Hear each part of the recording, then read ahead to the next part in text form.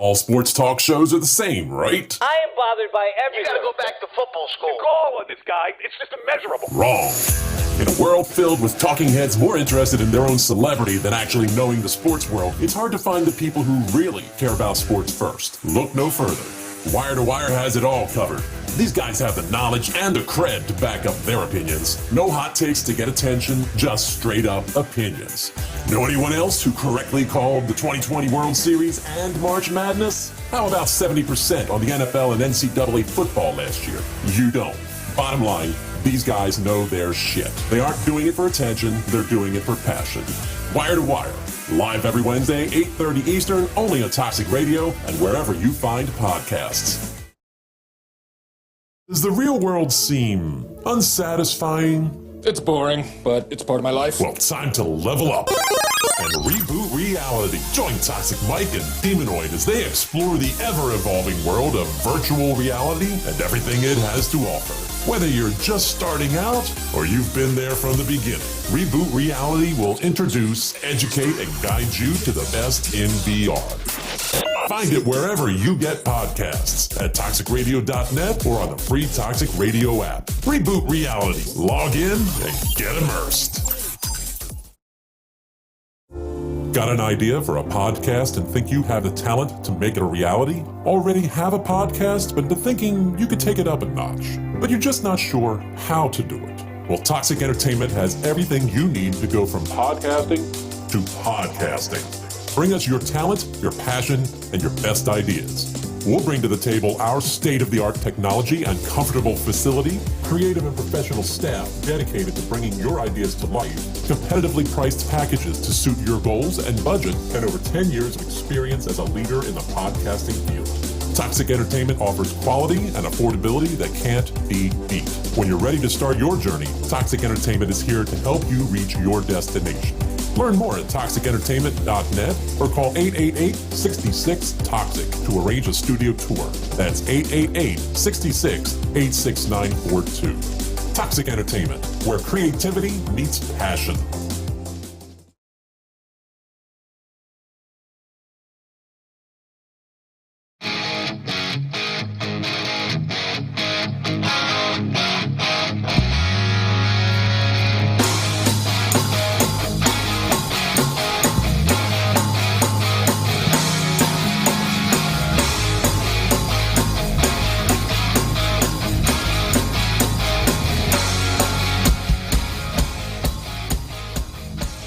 Greetings, salutations, and go fuck yourself.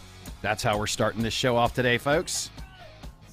Just in case there was any doubt in anybody's mind of what kind of mood I'm in today, there's your mood setter.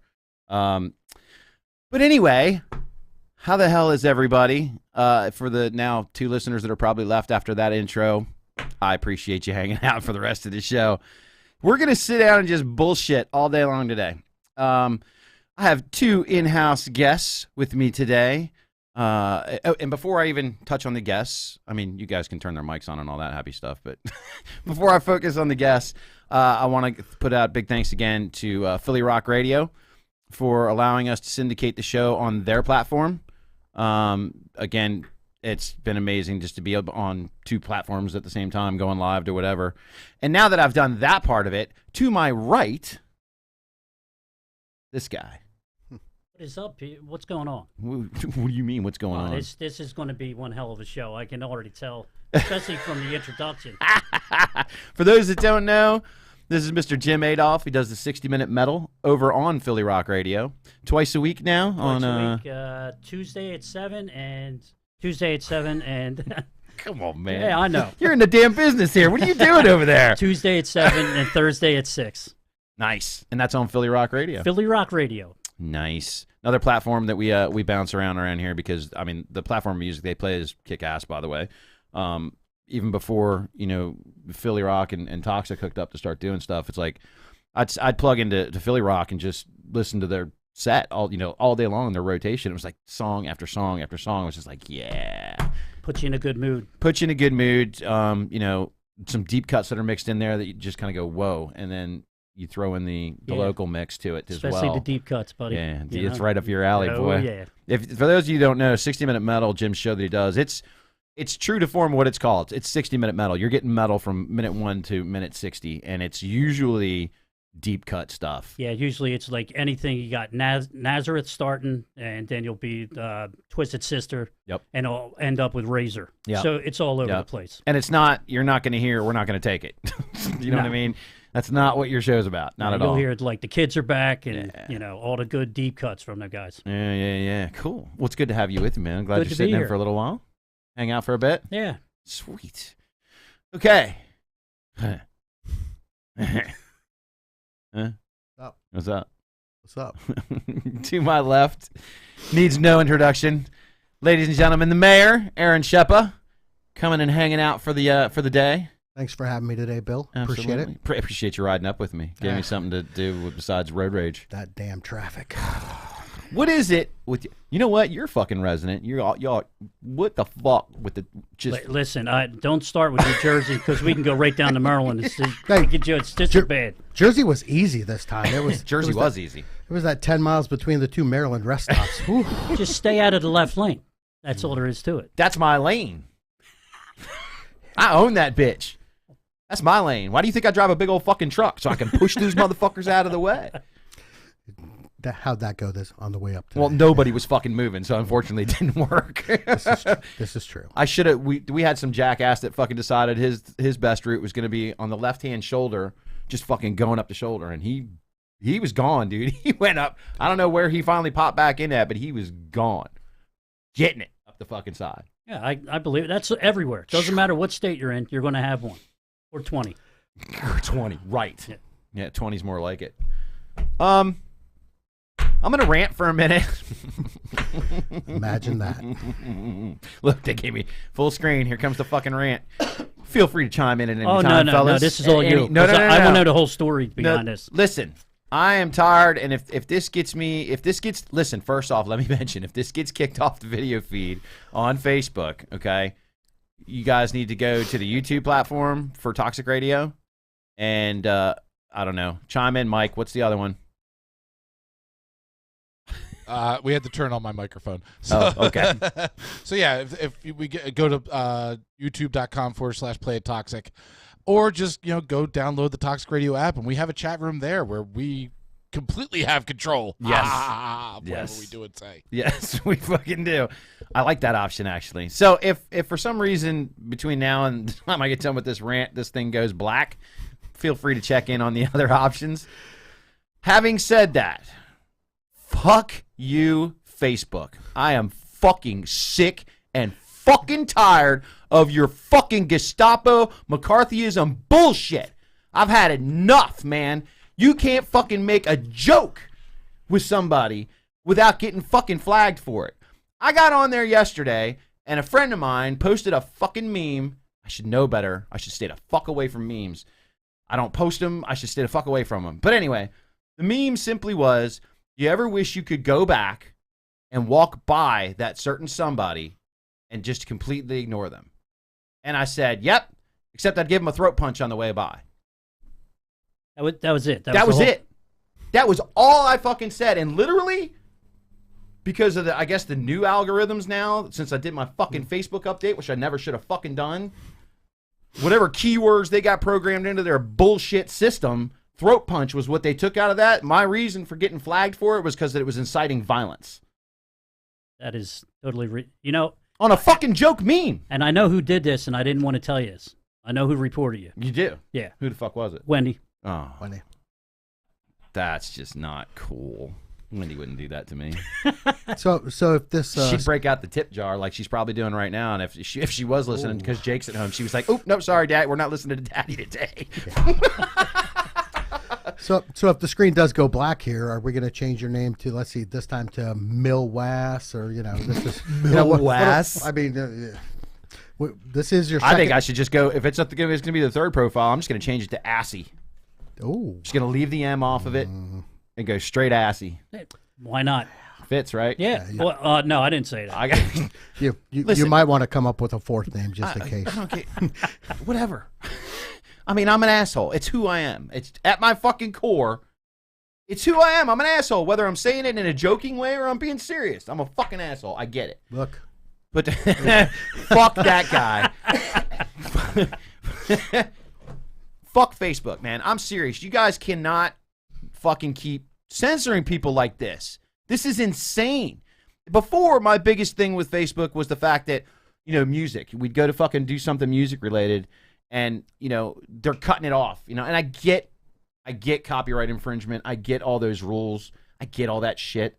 But when it comes to, like, a lot of the bands that, we have on this show are unsigned and unknown, unsigned. Huh? And, it's like they want their fucking music played. They want it on all the fucking, they play the fuck out of it. They don't care who shares it, who fucking plays it. That's what it's all about. Growing somebody else's fucking dream because you're into it. You dig it. You know what I mean? You're on their frequency. It's like, fuck yeah. Facebook that was their big thing I had the problem with for a long time. Okay. And then they kind of laxed on it.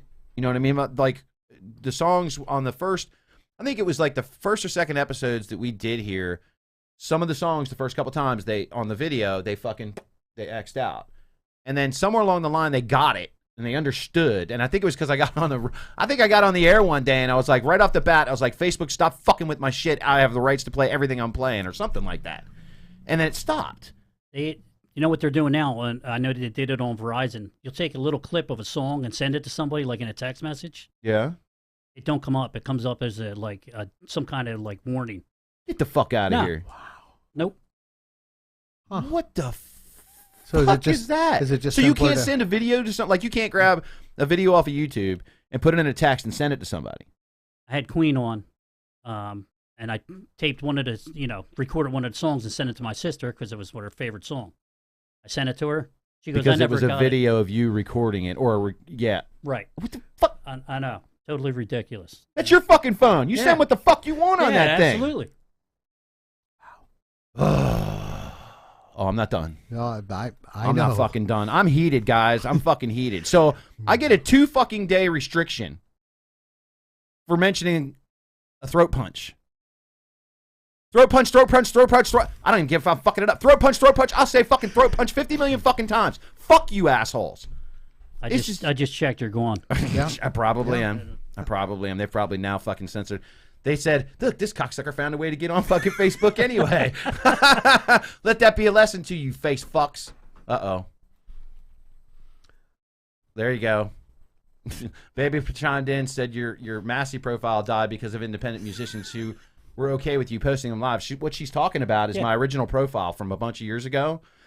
Andrew Robert, local Maryland guy, okay? We saw him. It was the first night we saw him. He opened up for Sam Grow. It was down at Rams Head Live in Baltimore, and nobody had ever heard this guy, okay? Sam Grow has a tendency to grab, at least he did in the past, especially before he got, to where he's at now. Sam was very good at finding unique little one-man artists and stuff like that to have open his shows up. So we go for this. This guy, Andrew Robert, gets on stage, and literally, we were coming back in from smoking a cigarette. And we're coming down the hallway, and I'm hearing this voice, and I'm just like, who the fuck is that? So I'm like pulling my phone out before I even get the fuck in the room because I want to get, whatever. I don't know how long this guy's going to be up there. I want to get something of him. So we're watching him. We're blown away by his voice. The guy's got tremendous talent. He doesn't get out a lot much now, but he is a tremendous fucking talent. So I get home that night. Literally, I'm laying in bed, and I post the video of him, and he's not doing a cover. He was doing one of his originals, all right? And they fucking locked me out of my fucking Facebook account. So it goes back a long ways with them. This is like 5 years ago when that happened to me. Yeah. And I'm like, you motherfuckers. So, again, there's no love loss here with me and fucking Facebook. But this shit, dude, I know this is shifting from music to a point here, but, when a lot of us are on Facebook and we are promoting music, and that's the main reason we're even on Facebook. That's the truth. That's basically the only reason I'm on there. Yeah, it's the only reason I'm on there, really. It's the only reason I know a lot of people are on there is because of the music and the music community. You know what I mean? It's like they're. Yeah, Bill, if there's no music, the three of us don't know each other. That's true. Yeah. That's very true. Yeah. Yep. I mean, think about it. Bill and I met prior to M3 in 2015. Yep. And Jim, I think we met you at M3 2015, 2016. 2015. He was. It was that first year Okay. that we all Yeah. met. He was Okay. part of that It was- whole deal. Yeah, because then we were at Lakewood when I seen you next. Yeah. Yeah. Yeah, it's and that's very true. If it's not for fucking music, we don't have the friendships that we have. Yeah, very true. Yeah. And it irritates the fuck out of me that I'm on this platform that's supposed to be, honestly kind of like that for that reason. Let's go back further. MySpace, okay? Everybody remembers MySpace. We're dating ourselves, Barely. but everybody remembers MySpace. MySpace was huge with music. Dude, you got on MySpace back in the day in the 90s and shit, and it was like everybody had music all over their fucking profiles. You know what I mean? On the main Bands. page, you put your You your put song the, up. Yeah. the link. Yeah, Yeah. the link to your favorite song. Well, actually, when you got to somebody's page, their song would be playing immediately. Right. If you had your volume on, you got whatever they were picking. You know what I mean? But not just that, but bands. That was like the first explosion of bands, I guess, that I recognized, of bands being able to market themselves. You know what I mean? On a platform without having to have a record label, without having to have any of that stuff. And that was fucking awesome. I loved that about MySpace. Yeah, because they used to fill the whole page up with music. Yeah. Song after song. Absolutely. And the friends that I made on the MySpace pages back in the day was all music related. It was all because, somebody was like, had a song attached to their thing. Because everybody's profiles were wide open back then. I don't think there was any blocking of people or anything like that. So you started getting turned on to different music by something somebody else had on their page that was an indie artist in their town. Next thing you know, you're friends with them. So again, music. That's what this shit's fucking based on as far as I'm concerned. And when I'm being censored and told I can't post in my groups, or now, in addition to my 2-day suspension, there's also a 30-day group suspension that all of my stuff will be put in the bottom of the feeds. I better check mine to make sure I haven't been cut off just by hanging with this guy. I did see your post this morning, Jim. You might be okay, but I didn't knows? see anything. Actually, I can get on there. You know what? And that's what's fucked up about this. Here's the fucked up part.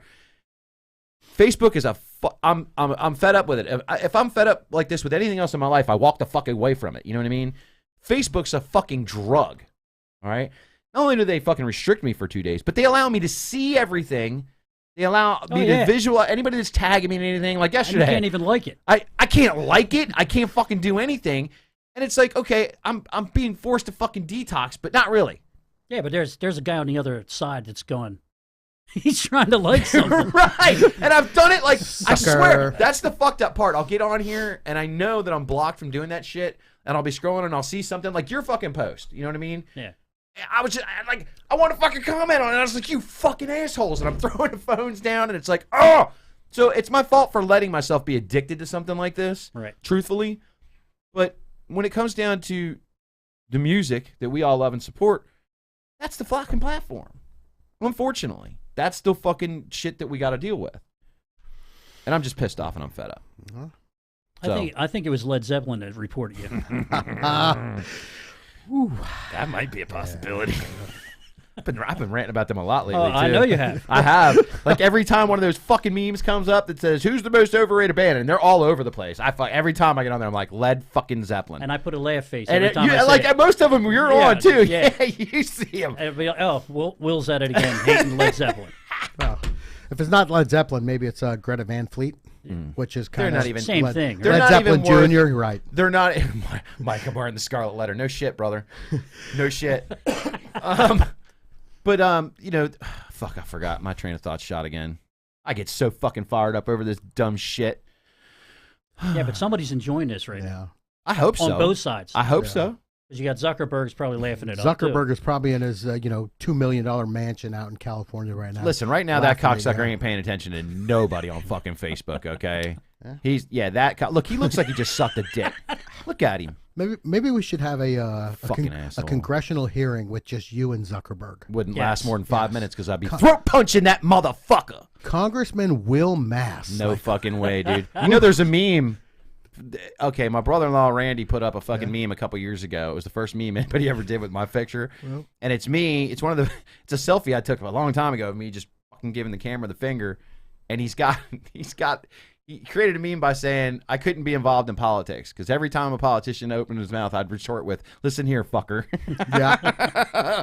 I was like, there's some truth to that. So maybe that's where it all started. Yeah, but that when you say that, that's like saying hi. Right. Seriously. Thank you. Yeah, absolutely. I love you, fucker. See? That's what the text messages always start with. Fucker, what are you doing? Right. You know? Most of mine do, honestly. When I reach Yeah. out to somebody, it's like, sup, fucker.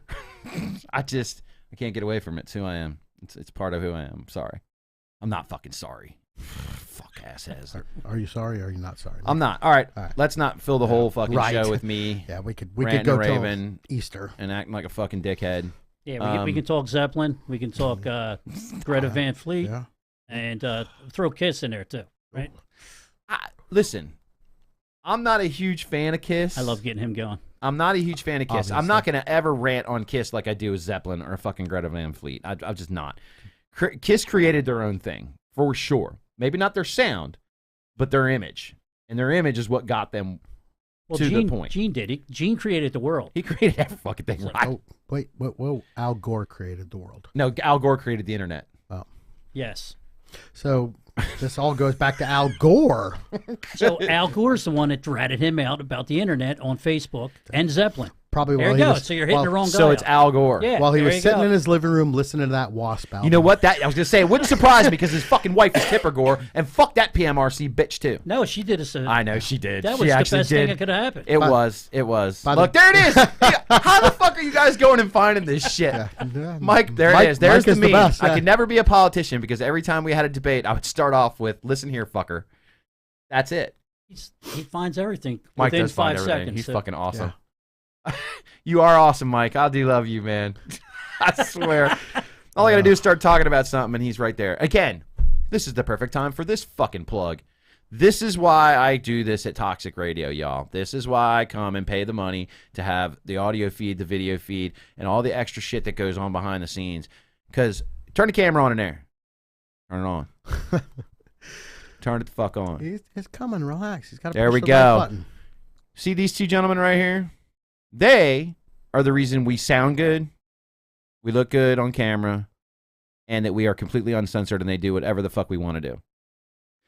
Anybody's got any aspirations of fucking doing any kind of podcast or any kind of show, reach out to Toxic Mike and Toxic Radio. Believe me, you will be fucking taken care of. I love it here. This is nice because usually I don't curse at all. I very rarely curse. You don't. How's that doing for the Hey- ratings of hey, Philly Rock Pinocchio. right now because they got me on? Oh, that's through the roof. I Good. told you, it's all over the place. Good. You know? Good to know. Don't let it get to my head, fellas. Don't let it get to my head. I went from Hey, 15 to 17 listeners. I was going to say this is only a 2-hour show, so We can make it longer. nah. I see what you're waving in there. I fucking see that thing.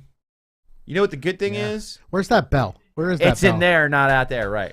I That one. These are so low. I Like they're know. so low in tone. I don't even fucking. They don't should have bother brought me. that damn cowbell I was talking to you about last I weekend. was waiting for you to whip that out coming up the road. I was expecting to hear fucking ding, ding, ding, ding, ding. Your show. I need a ride home. I don't want you to, Smart man. Yeah. See how that works? Shep knows. That's why he's the mayor. That's why he's the mayor. All seeing, all knowing. Let's talk about that for a minute. hardly. Mayor. Yes. Where'd that name come from? You know exactly where that name came from. Of course I do. That name came from my friend down in Maryland, Mr. Greg Picard. Picard. I believe you were there that night. We were watching LA Guns over at the Fish Head Cantina. Indeed. And I tend to, from my time in the M3 Rockers group, being Butterfly. an admin, I kind of know, a little bit of a social butterfly. A little bit. And he called me the mayor, and I hated it, That's why it's stuck. ironically. It's usually when you hate Yeah, something. when you hate something, that's Yeah. That's how I got stuck with Sweet Lips. Ooh, okay. There you go, on the world. I guess just look. Mike just went, what the fuck? I just outed myself on my own fucking radio show. Yeah, I got that nickname from some of the neighborhood people back in the day when I first moved to Maryland. And it's my own fucking stupid fault. Here's the story. Oh, boy. Okay. So when I moved to Maryland in 1986, I was 16 years old. Little fucking neighborhood in Baltimore City, right across from St. Agnes Hospital. It's like literally 4 blocks long. Its own little neighborhood. Crazy little thing. Own little park. We partied in it all the time. Anyway, everybody in the neighborhood had a fucking nickname. You know, Robbie was Beaker because he had a big old fucking nose. You know what I mean? There was like all these different nicknames. And everybody's sitting around drinking one night, and I made the mistake, like I always do, of opening my mouth. And I was like, damn. I said, I'm glad I didn't grow up here with all you motherfuckers with all these goofy-ass fucking nicknames. And literally, Who came up with Sweet Lips after that? Eric Keller. Literally, it was like literally as soon as those words came out of my mouth, Eric Keller, I'll never forget it. He turned around, he looked at me, and he goes, man, you got some sweet lips. Looks like you could suck a mean dick. And I swear, dude, ever since then, like, I know, like, if I'm out somewhere and I hear somebody yell sweet lips, I know it's somebody from my past, like, way in the fucking back. Last year at Bendy Q, you must not have been hip to it. Robbie was running around, or not last year, year before last at Bendy Q. Robbie was fucking running around calling me sweet lips. And everybody's like, what the fuck are you calling him sweet lips for? He's like, oh, you don't know? So I didn't really out myself. Those that listen to the show already know it anyway. It's all good. We all got nicknames. How about you, Jim? You got a nickname? None I want to say. I just fucking outed myself. Yeah, okay? from playing hockey for 48 years. Yeah. Yeah, I got a few of them. Fucker. Yeah, oh, way worse than that. Way fucking worse. cunt. I've been called that. There's a whole bunch of them. There's no rules here, brother. Come on, spit them out. I know, but they're literally those words are real long. It's more like they take 5 or 6 explicitives. Explicitives? Yes. Thank you. Literally. And throw them all into one Yeah. word. I got you. Did anybody call you Mario Lemieux or Wayne Gretzky or Gordy? No, I was Gordy more Hall? like Dale Hunter. Oh yeah. Okay.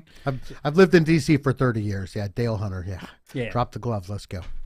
I didn't what really you call drop it. the gloves. I just ran my mouth and started shit with people, and I could score, pass, and get on your nerves. So it was good.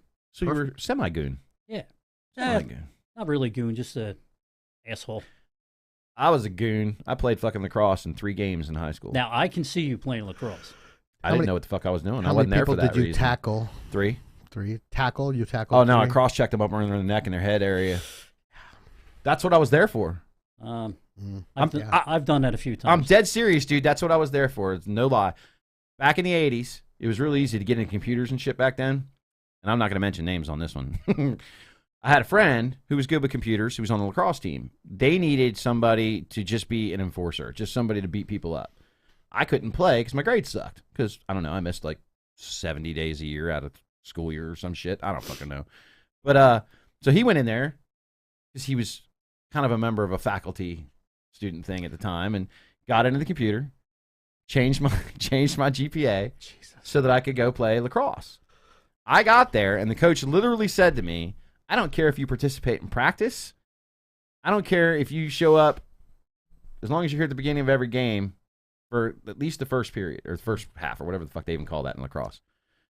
I was like, okay. Game 1. See number 14 over there? Take him out. Take him out. I don't care what you do. Take him out. Well, okay. I'm 17 years old, full of piss and fucking vinegar and angry at the fucking world anyway, and now I'm getting a pass? Okay. I had 3 games consecutively.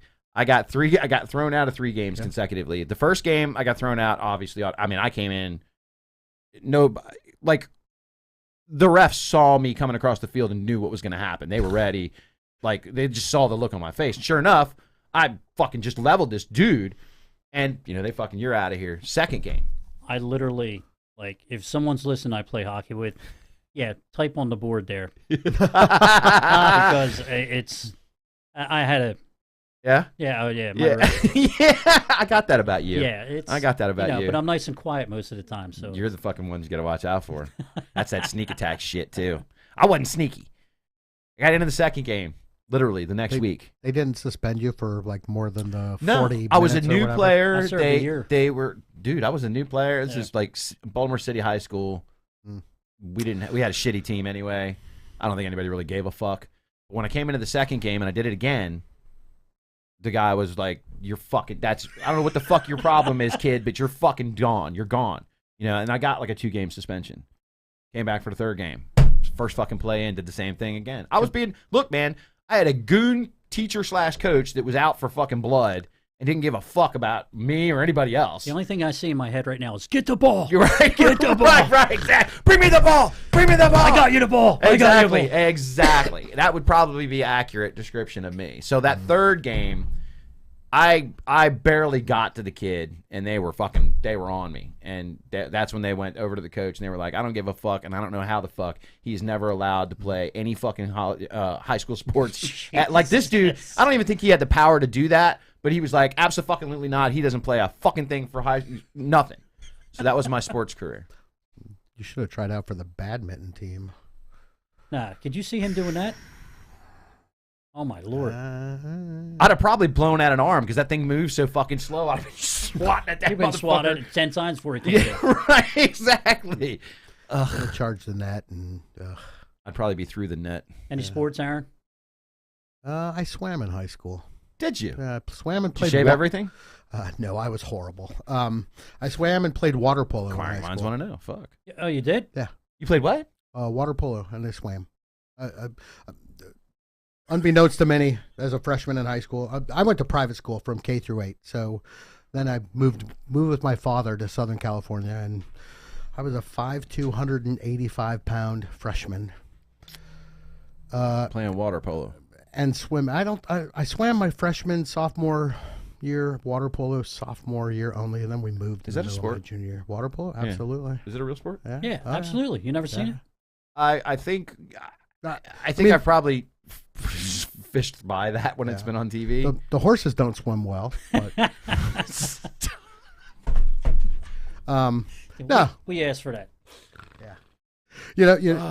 Funny thing about my swimming career, I hated practice. I fucked off, whatever.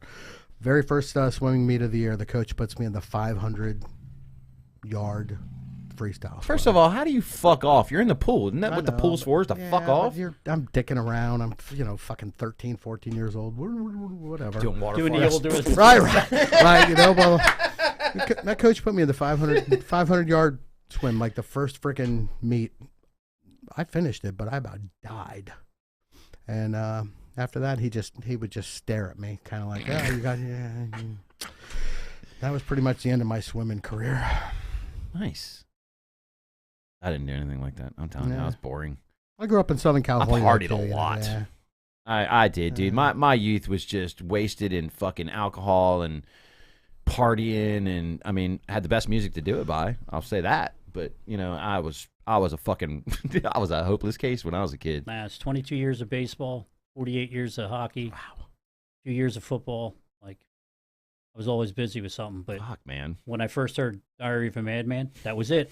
Sports was out the window. No, sports Well, still. the hockey wasn't. That's for sure. I used to listen to that and Metallica going to the hockey game. By the time I got out, I was nuts. I bet. Yeah. That's if there's music's gonna fire you up to go fucking play hockey. That's two good choices right there. Yeah, and Justice for All.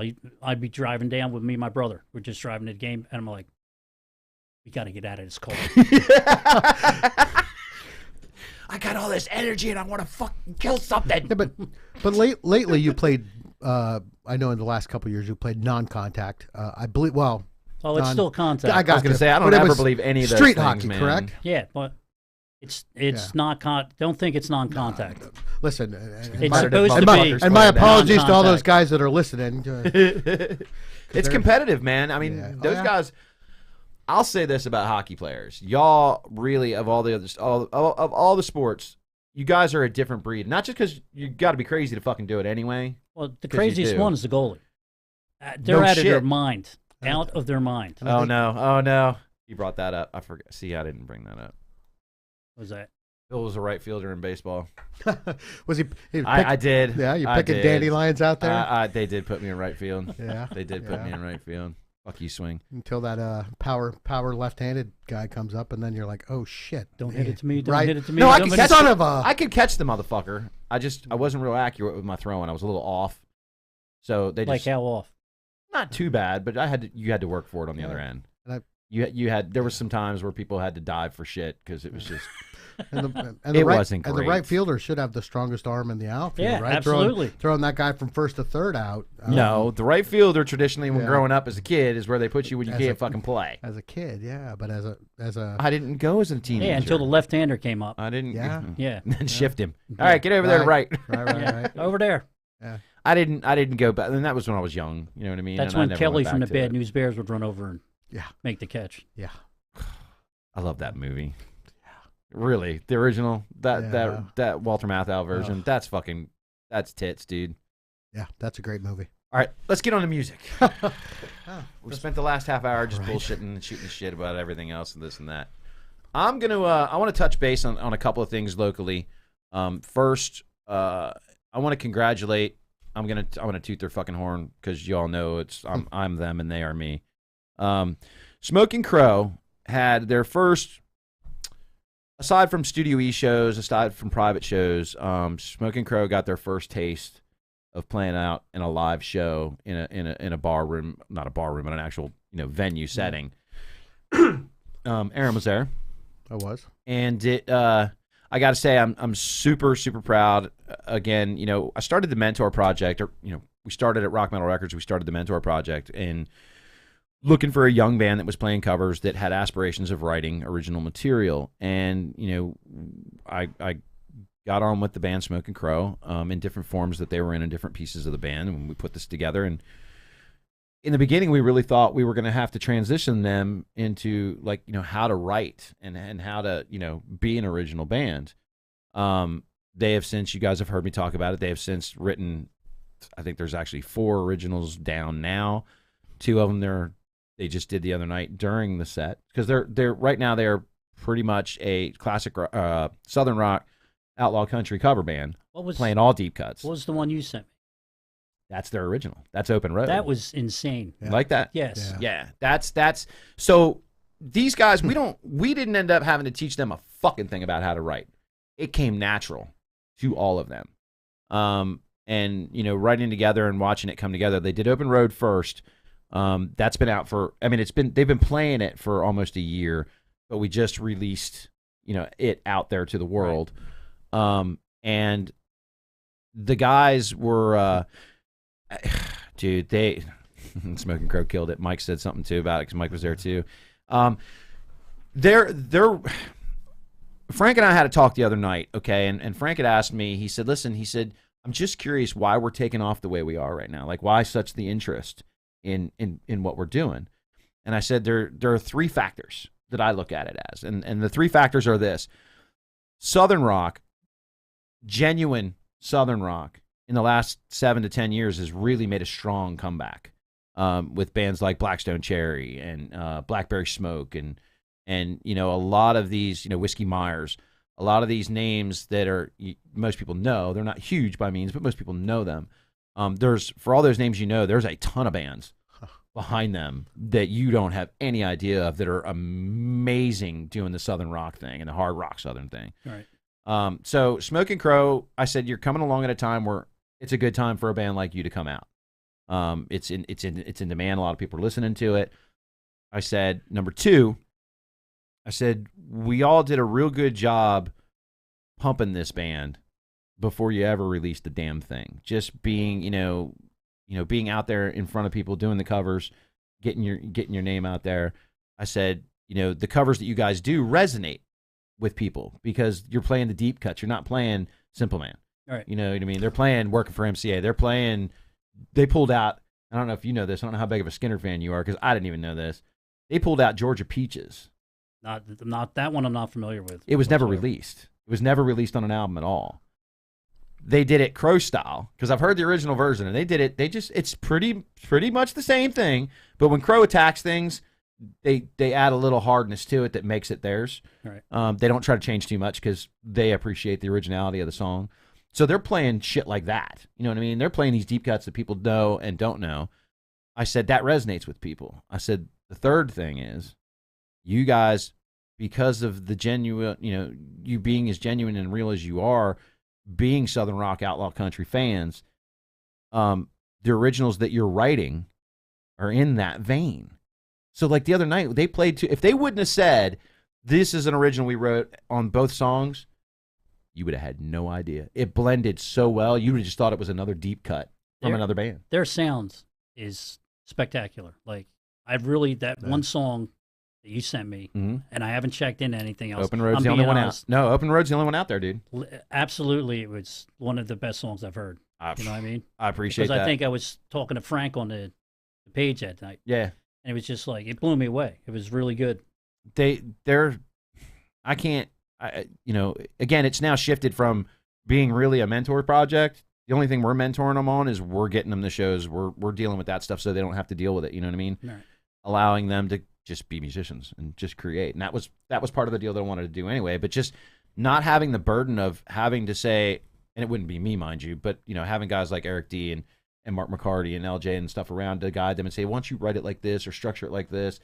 All these guys are involved in this project. Nobody's had to say a word. Nobody's had to say a fucking word. I mean, and then, Mark, the structure that we have it now, this is how the mentor project works in their favor. One, we put a family around them, as always. You know what I mean? Two, we're trying not to let them worry about the business side of shit. Just handle the music. I mean, there's some business stuff they have to do for themselves, the LLCs, the stuff like that, because, that's their brand. I said, but ultimately now, I said, I can shift gears to just being full-time manager. You know what I mean? Basically. But the other night, I want to point this out because it was a moment that everybody's heard me talk about. We've all talked about it a lot. The kinetic response, the kinetic energy that goes on between fan and band, especially when you're down in the front row. You know what I mean? That kinetic, just if they're throwing the vibe out and you're grabbing it and you're throwing yours back at them. Those guys had a moment. And, Frankie is normally pretty reserved. Not reserved, but I mean, he's a lead singer, guitar player. There's two lead singers, two lead guitar players. And Frankie's usually pretty reserved. He moves around back there. He's not stiff or anything like that. Those guys were feeling that vein of a rock show so much that I watched Frankie lean out. You were there. You saw it. I saw Frankie lean. Literally, he's playing, and he leans to the side of the mic. He looks out at the crowd, and he just yells out, "Can you fucking feel that?" And I knew right then in that moment, those guys were having that moment, that kinetic back and forth. Yeah. You know what I mean? Fast forward, right around that same time, maybe a song or two later, they do Open Road. And the crowd's singing it back to them. Now, see, that's cool. Yeah. And especially if it's new. Yeah. And they're coming back Yeah. at it. Because There was 260 people in that room, throat had dude. to lump up. There was 200. You know what I mean? There was 260 people in that fucking room, and I'll say every bit of 200 of them were singing Open Road. Yeah. We're singing it back to them. It was giving me chills. That's what I'm talking about. And that's how you know that you're alive and music is in you. Yeah. Because when you get chills, your hair stands up. Seriously. That's living. It was really good to see the guys be able to, and it wasn't just Frank. I mean, I point him out just because he yelled at everybody like that, and it was the first time I'd ever seen him do anything like that.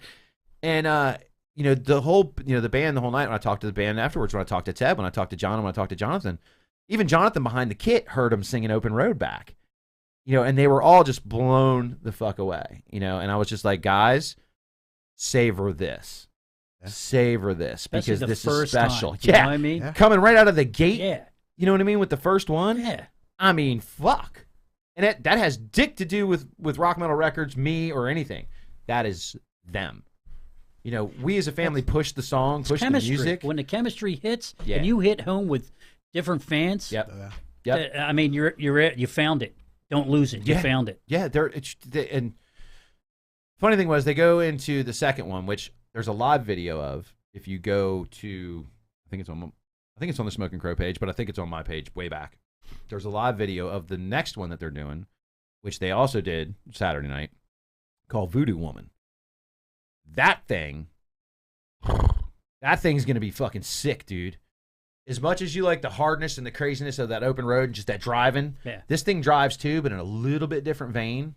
Because one of the things we don't want the guys to be is pigeonholed. We don't want them pigeonholed into doing one thing. Just in that one song, Will, they got blues, they got country, they got rock. I mean, they cover the gamut on that whole thing. Well, Kevin, actually, when he played it on Philly Rock Live, okay, I don't know if you heard what he was saying afterwards, and this was one of the biggest compliments that I've heard so far, because people have compared them to other Southern rock bands. Obviously, that's who they are.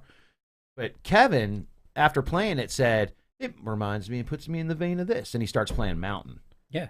Ooh. And if you listen to Open Road, like I never thought about Mountain before. It just never occurred to me. If you listen to Open Road, if you listen to the guitar tone, if you listen to Ted's voice even on that track, it is very reminiscent of that sound, of that Leslie West style of playing. And again, the guys are genuine. They're authentic. They play what they love, and the originals that they write are in that vein, man. They're just so they played Voodoo Woman, and Mark's there from Rat Rod. Mark and LJ came down for the show. It was fucking awesome to see those guys. Mark has been doing some of the mixing. He mixed Open Road. Oh, nice. So Eric D at Studio E has been doing the engineering, capturing all the sounds.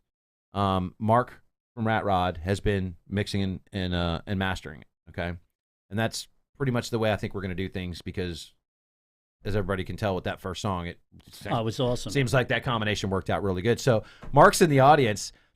They do Voodoo Woman, and literally, dude, from the open picking of the guitar, you see Mark just get the stink face going. Like, just, it's like from the opening riff of it, you got done with the song, and I watched him the whole time. He was over there grooving. He comes right over to me and he goes, when they going in the studio for that one? So, again, everybody's excited about the project, you know what I mean? And everybody's all hands on with this. And to see these guys progress as fast as truthfully, as fast as it's going, is an amazing thing. Y'all listening and guys in this room, and everybody's been a huge supporter of them, and they don't. One thing that we don't need to tell these guys, they already know it, but I always remind them, it's like, feel the moment, savor the moment, ride the wave, understand where it came from. You know what I mean? Because it's the family that did this. Nobody else did this but the family. Because, and I'm not talking about just, I'm talking about the individual band members, family, and the music family as a whole.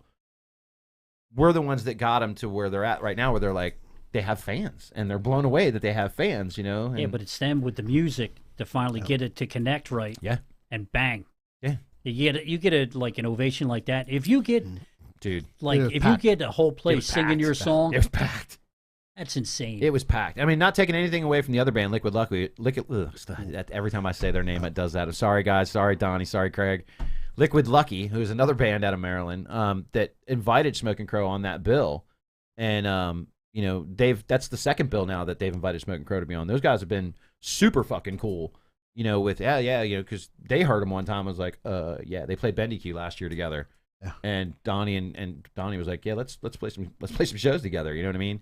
So everybody is recognizing the talent, and everybody is pushing the project, and the guys are extremely, extremely thankful for all of it, man. That's awesome. They got, when I told them Kevin was going to add them to the nighttime rotation, or add that song to the nighttime rotation, they were like, what? I was like, you're on Toxic rotation. They're like, what? And then, Jam Session starts playing them in rotation. Like, every time somebody starts playing them, and not just playing them on a show, that's 3 stations right there that are playing them in a rotation. They understand it's internet radio, and they understand that the more stations that are playing them, the more that's going to grow. Like, they get it. You know what I mean? They don't care what platform it's on. If somebody's going to play the music, fucking play it.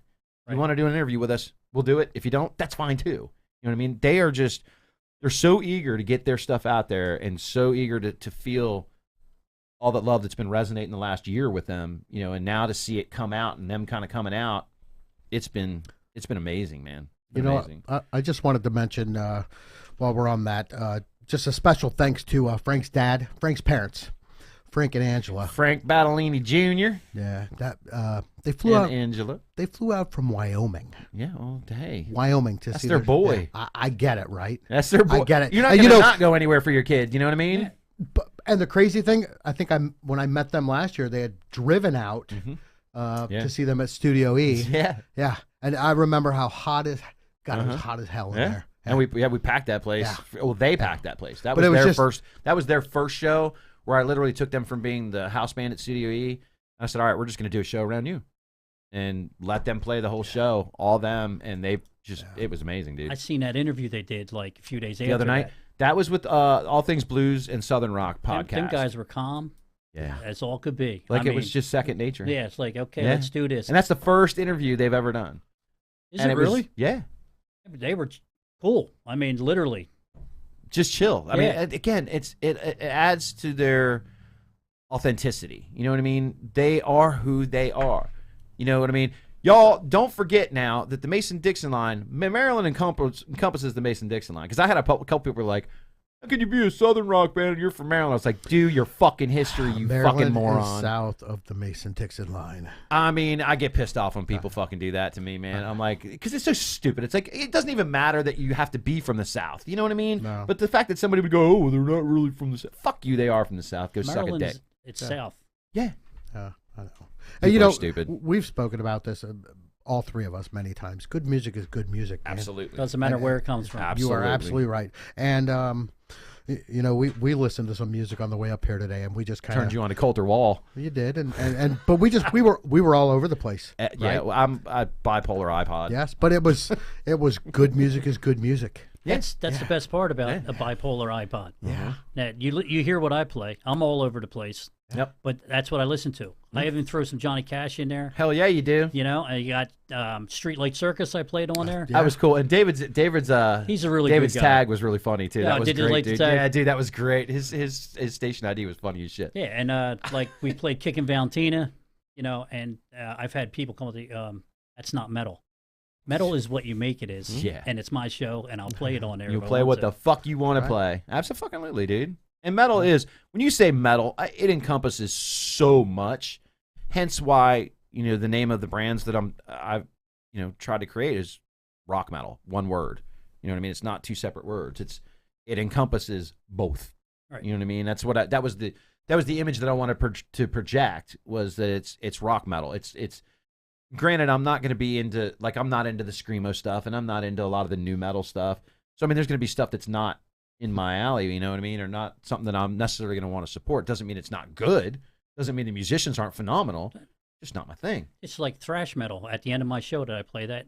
I love thrash metal. Fuck yeah, buddy. But I also love, like I said, I'll go Johnny Cash on you. It's all over the place. Yeah. And like Aaron said, good music Good music. comes from everywhere. Yeah. Man. And I respect the musicianship of everybody. Right. Sure. Absolutely. But I'd love to play a guitar for what a thrash metal band, whatever, just to jam just once. I'd like to play in a cover band, just to play SOD and fucking shit like that. Just Cro-Mags. Yeah, obscure shit. I mean, Yep. not obscure, but people know them. Right. But just crazy punk shit. You know what I mean? I could do a punk band. 3 chords and a bad attitude. I've had it my whole life. You know what I mean? My whole life. And that was the only band I was ever in, was a punk band back in the day. Was it really? Yeah, we were a garage band. We didn't do shit. We played in the garage, and we played like 2 or 3 parties.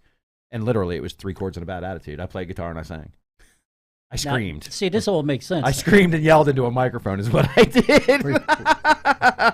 Were you the bad attitude part of that bad? Oh, no, we all had bad attitudes. All 4 of us had fucking really bad attitudes. Mine was probably a little more up front, which was probably why I was the one screaming and yelling.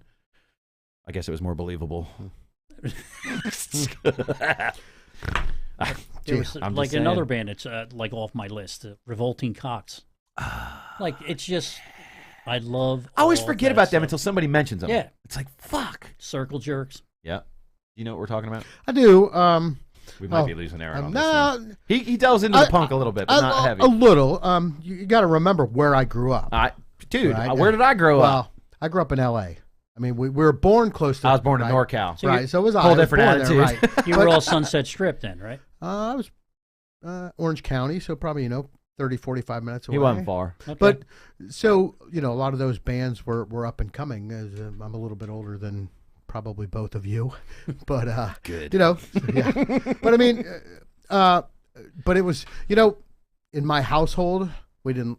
I listened to country music. That's what my parents had on the radio 24/7, 365. So if I got a taste up of a those, lot of that. yeah, if I got a taste of those punk bands, it was at school for the 7 minutes at lunch that we had to scarf food down or what have you. Right. With your Walkman. Did you have Walkman then? I did. Yeah, okay. I just want to make Yeah. sure. I know you're not too far older than No. the rest of us. but Nah, I'm not that much older. Walkman was a Walkman. I thing. still got mine. Do you still have them? Yes, I do. Really? I don't think I own a cassette anymore. I think I got, I got rid of tons them. I got tons of those. I got tons of fucking cassettes. I wish I had a damn cassette player so I could That's listen to the fucking things. Tammy's listening right now. She's like, "Go ahead, tell them all the stuff you got down there." Hey, it's not hoarding if your shit's cool. By the way, you That's can. true. It's true. You can pick up a cassette player fairly cheap. Yeah. Believe it, I know. I still have my original stack system from when I was 15. Nice. Yeah, that's Techniques. Actually, Sony, I think. Sony Oh, Techniques okay. and Pioneer were the big 3 back in the Yeah. day. Yeah. If you didn't have one of those, you weren't playing the right It shit. sounds better on that. I don't care what anybody says because I'm sticking with it. The vinyl? Yeah. Oh, yeah. No, not the vinyl. Oh, the cassette? The whole system itself. Oh, The whole okay. idea of the Because cassettes I like and that everything little they put. kick in the back where you hear a little. Hum? Yeah. Yeah. But you know what, though? That's it's comforting, isn't it? Yeah. Because you fell asleep to that hum many, many nights, I'm sure. Oh, absolutely. I did. It was right at the head of my fucking headboard, man. I didn't even have to look. I'd hitting buttons and shit. yeah, but the vinyl still does it for me, man. You know the. I just never got Vinyl. into- Well, you've seen how much I got it. Yeah. I never got into vinyl. I just never, for whatever reason, I never got into vinyl. I went straight to cassettes when I started buying music, and it's probably because I had a Walkman. I didn't have a record player. You know what I mean? But I had a Walkman, and I could take the Walkman with me any fucking where I went. The, Yeah. the vinyl still it sounds better. Like, Yeah, but it does. it's more secure on the CD. Right. Yeah. You know what I mean? Right. But if you want a real taste of it, put the vinyl on. Just hear the crackling. I've said it on the show when I played a few vinyls on there. Yeah. You know? That crackling, there's something to be said about that. I mean, and don't get me wrong, I enjoy putting on a set of headphones and actually listening to vinyl. It's a completely different experience than any other fucking platform, and I think everybody would agree with that. But it's I just never got into it. And a CD is more convenient, obviously. I mean, you don't have to flip it over. Right. You know. Well, come on, in the late 80s, you didn't have to worry about it. You just put the cassette in, it would automatically do it.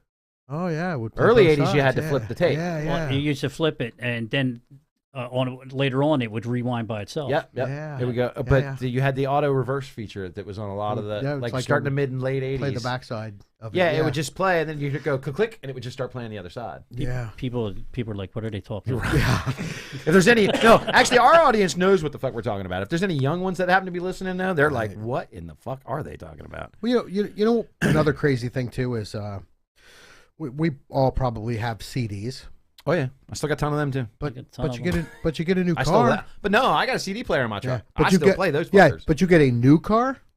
CD player is not an option. You I can't get know. a CD player, and it's just like seriously. So it just kind of baffles me. There's a plug.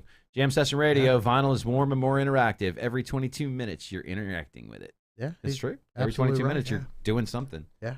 There's probably something to be said about that. Jim's got a really good point. The physical, being of the touching and the flipping, and like there's something to that. There's a mystique and a It's anticipation too. Sure. If you look at it that way, because you're like, okay, I know what's on his side. I know what's coming. Yeah.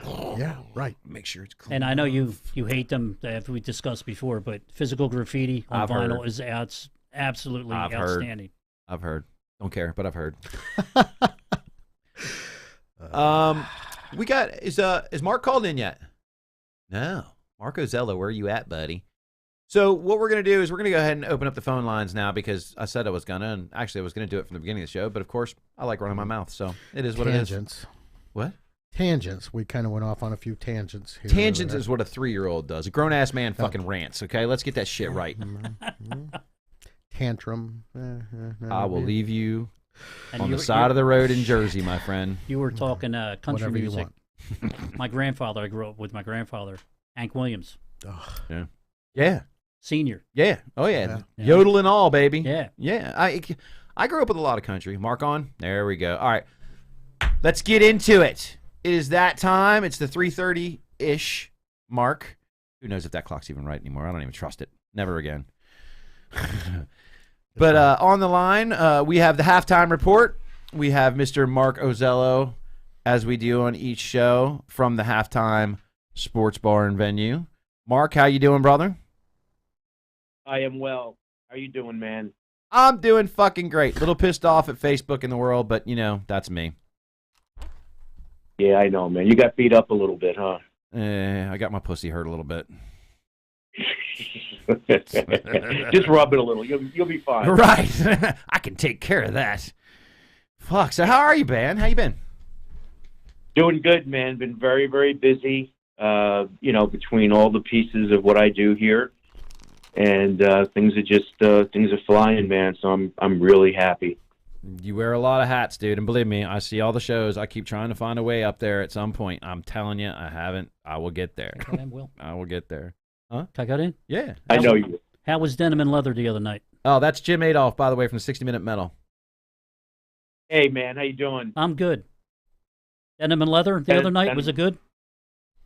Oh, they killed it, man. It was a huge crowd. Ronnie Monroe on point. The band was just tighter than tight. Great show all the way around. Huge crowd. Everybody loved it. And, man, their future now is even brighter. And they were great to begin with, so. Absolutely. I seen them a year ago at your venue, and that's a cool place to see because you walk into it and that place opens up big time. Yeah, you don't think it from the outside. No, Good luck with everything. Thank you, man. Appreciate that. Yeah, if you haven't checked out Mark, if you haven't checked out Jim's show, he does a 60-minute metal over on Philly Rock Radio, dude. He's playing like just deep cuts of metal. It's good shit. You should check it out. I will. So, in addition to those shows, who'd you have in there last night? Last night I had 2 Long Island tribute bands. Yeah. Yeah. Sister Twisted, female fronted. That's the one I was getting at. Yep. Totally kicked ass. I saw a couple people do live feeds while they were there. There was Donna Hamby White was there. She popped up a live feed of it. Brian McAllister. And Brian McAllister was there. I saw Brian just posted something in the comments. But, yeah, Brian says Mark's the man, by the way. He was in your venue. I think he's been there before, but when he was in there last night, he saw the show. He said he had a really good time. Good. Yeah, I talked to him for a while last night. He's a really nice guy. Yeah, he's a sweetheart. I like to refer to him as a sweetheart because he got a big old heart, man. He loves everything and everybody and loves live music and loves to get out there and support. Brian's one of those guys that he's all in when it comes to the local scene too. So that's good. I'm glad he comes to your place a lot, man. He does. He was here for Denim and Leather last week. He was here last night. And like you said, man, he's just a supporter of the music scene. He loves music. And, he's just a gentleman and just a really super great guy. He is indeed. He is. Getting back at that. M3 again. Yeah. Oh, yeah. Oh, yeah.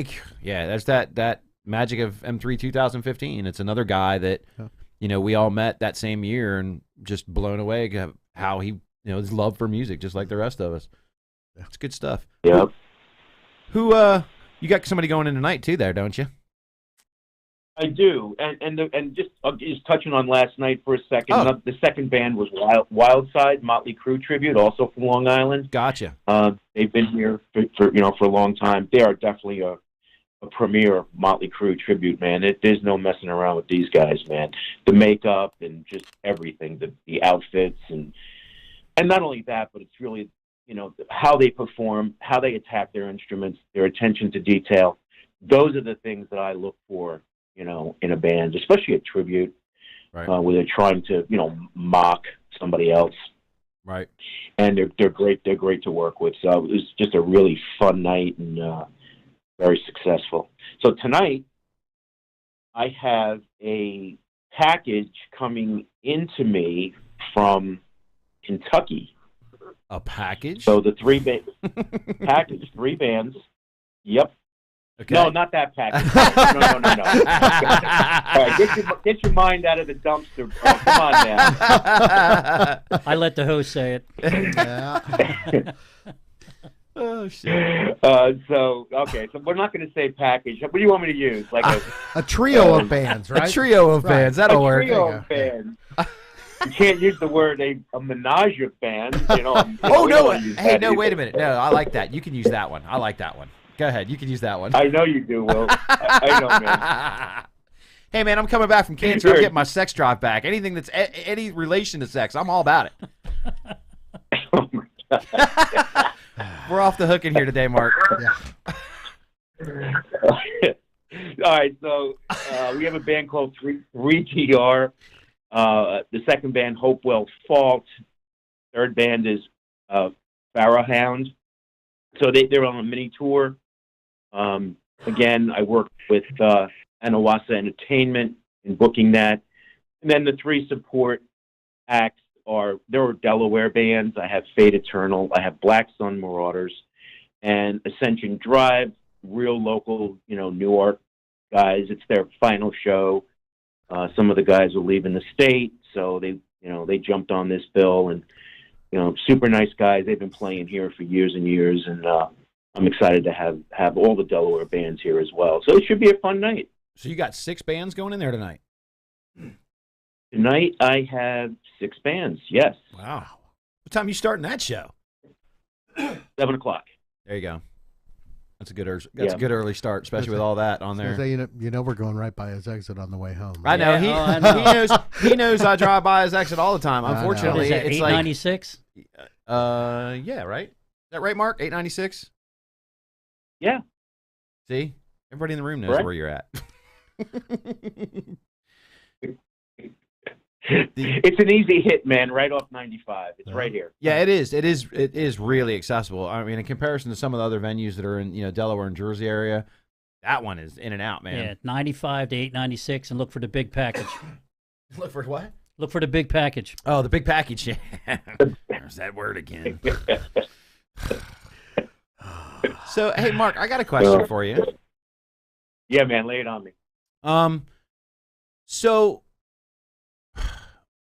when do you want to come in and hang? Because, like, I want to make that happen. Let me see. You looking at maybe next month? Yeah, I mean, we could do that. We could definitely do something next month. Wait a minute. No, wait a minute. What's next month? Next month's May, right? M3. Yeah, the beginning. Yeah. In the beginning, I'm going to Puerto Rico, so I'm not going to be doing a show one of those weekends. But the rest of them, I think. Then you're going. Oh to no, North, then I'm going to you're- North Carolina to a Right. festival down there. Right. But I still think I can get them in there in May. Let me check my calendar later, but let's make that actually happen where you come in and hang for the day. Should be back in the studio here on the 21st of May, if You're like my damn secretary over there. Kinda. This is fucking awesome. kinda. Not It's like really. having a groupie, Mark. No, I just you know me. I got that elephant brain. Mark, we'll definitely make it happen. I think we do something in May. I think we can definitely do something. Absolutely, man. We could do something. And there's even a possibility of possibly the next show, which is the 23rd that you're having, April. There. Right. I have 4 metal bands that night, and we might be able to do something that day. Okay. All right. How about next weekend? Who you got coming on? Next weekend, I have something a little bit different. I have a progressive rock band. Really? Tribute. Stepping away from the metal a little Yeah. bit, huh? Just a little bit. Yep, their band's called Legion of Prague. They've been around for a few years, and they're doing everything from Genesis and stuff like that. Some Rush, some Kansas. Nice. They're actually doing a little bit of Jethro Tull and just kind of mixing it up a little bit. And, they hit me up for a show. I had trouble getting them in because I'm booked here, man. Just balls to the wall. I got nothing left this year on Saturdays. And as you know, the bands, most of them, 90% of them are out of state. Right. So Saturdays work best for That's the great. out-of-state bands. Yep. So I'm really, at this point, I'm looking, at January and February of 23, and I'm working on those shows as we speak. So it's, I just can't keep up with the amount of bands that want to perform here. It's crazy. Good problem to have. Yeah, absolutely. You should move it to Jersey and reopen Bonnie's. Nah, man, I lived in Jersey for a long time. I wanted to get the fuck out of there. I don't blame you. That's Jim. What was that, Jamie? Hold on. What was that? I got out of Jersey a couple of years ago, but unfortunately, I had to come back. Oh. That sucked. I was in Tennessee for 2 years. Oh yeah, coming back. You came back from Tennessee? I came back from Tennessee, and unfortunately, it was during the height of the recession we had back 08, 09. And all the jobs were still here on the coast. Right. On the East Coast. I had to come back. I didn't have a choice. Well, at least you had ties here. Yeah, I still had family here, so it wasn't too bad. That's good. That's good. But coming back to Jersey, I didn't want to do it. Everybody's got that too. Like I've met plenty of people from Jersey, and they move away, and they're like, "Never again. I'm not fucking going back there." It's like, My parents, my brother, and my sister got out. They went to Minnesota and never came back. got out. See, like the way he describes that. They got out. Got out. He got out. Mark, did you get out? Well, it's kind of like prison, you know what I'm saying? Yeah. Jeez. Damn, man. I'm glad I never lived in Jersey. I partied in Jersey a bit. Well, you can do that. You can leave there after that. Yeah. Oh, yeah. I left a mark. So what else you got? Hey, wait a minute. On a personal note, because this is one show I've got to figure out whenever he does it. I got to get there. When you bringing the micro wrestlers back? Okay, the micro wrestling is Mark your calendars, July 25th. July 25th. All right, I got to The definitely. Monday. I got to check. Oh, it's a Monday. That's all right. Yes. That's okay. And my schedule, I guess, really doesn't really matter anymore. I can do a Monday night show if I have to now. I'll come with you. You wanna come with? It's a lot of fun, man. All right, Aaron's in with me. If I can make that date happen, I got one coming up. Jim, you want to come down and watch the micro wrestling? Do I even want to ask what that is? It's literally. I don't want to be offensive. Mark, go ahead. I'm going to let Mark describe it. Go ahead, Mark. Okay, so it's a company that I booked. It's all little people. Okay, the entire cast of characters are all little people. They even drive the bus and everything else. So I think it's a great opportunity to give those folks a job and get them working. And the owner of the company, Jack, who's just a great guy to deal with, and he puts on just a great show. It's staged right to the point of people getting thrown out of the ring and getting their balls stepped on and getting a plunger shoved up their ass. I mean, you name it, man. They do it all. It's a real deal. It's so funny. It's so entertaining. And, I think Will and I, you talked about this. I was a little concerned about getting some social media blowback. So I declined it the first time, like 4 years ago. And I said, you know what, man, fuck it. I'm just going to go ahead and do it. I'm going to do the right thing. I'm going to do what I feel in my heart. And it is a huge event here. The community loves it. There has been absolutely no pushback, no blowback. And I draw a huge crowd. And especially during the virus last year when I did it, people were putting stuff on social media saying, this is exactly what Newark, Delaware needed. We needed to get out and cut up and have a good time and forget about all the bullshit from the last year and a half. Yeah. So it's a feel-good show. It's not derogatory. It's nothing like that at all. And everybody's respectful. My customers that come in to see the show are respectful. And it's just it's a pleasure to have that show in here. I'm in. You're in, Jim? Yeah. All right, cool. We're going to make a party out of this. I'm going to bring a whole shit ton of people. Are you there? Mark? I'm here. Okay, there you are. Yes. You went I away. got you. Yep. You guys are welcome, man. Come down, man. Hang. Have a good time. I think you will not be disappointed. I got to make that happen. I mean, dude, you plugged it like the first time you told me about it. I know I had that look on my face, when I met you at your bar that night, and you were explaining it to me, and I'm just like, I don't know about that, dude. And then the more when you like just the same way you explained it just now, and you explained it to me, and then I'm like, well, this is obviously catching because I've mentioned it to quite a few people since then, and they're like, when's he doing that again? We're coming. You know what I mean? Like it's genuinely, and not from a freak show sense. You know what I mean? Like people are genuinely interested in coming and seeing it, especially in a bar setting. Yeah. You think about that. He puts. You've seen the stage in there, right? Yeah. He puts the ring up on the stage. See, that's awesome. Yeah. And it's probably better than the WWE anymore. Well, so. It's a night of no nonsense fun. Yeah, no shit. And everybody needs one of those. We're in, Mark. Well, you guys are welcome, man. I can't wait to have you down here to see that show. I think it's going to be a good time. Like I said, I've been thinking about it ever since year and a half ago, you put it in my head. I'm like, okay, I can do this. And actually, it's funny when we were on vacation in Key West. The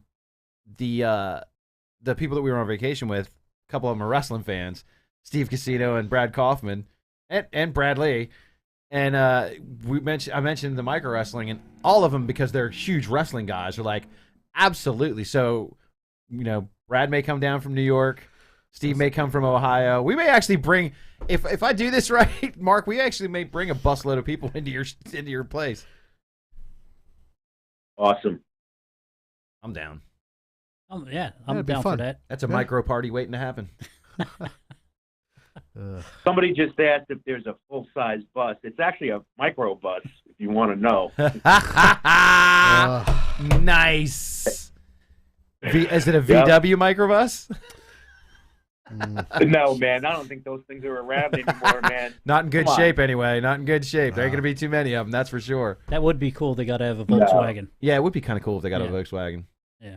Dude, you could do some serious. There's a lot of them. A VW. The cast is big. There's about there's like 12 people that are 14 people associated with the with the whole cast and all their props, everything else. Mike put up the poster again like he did last time when we talked about it, and Jim looked up and I was pointing. I was like, there you go. I said, it's just like a regular wrestling thing, man.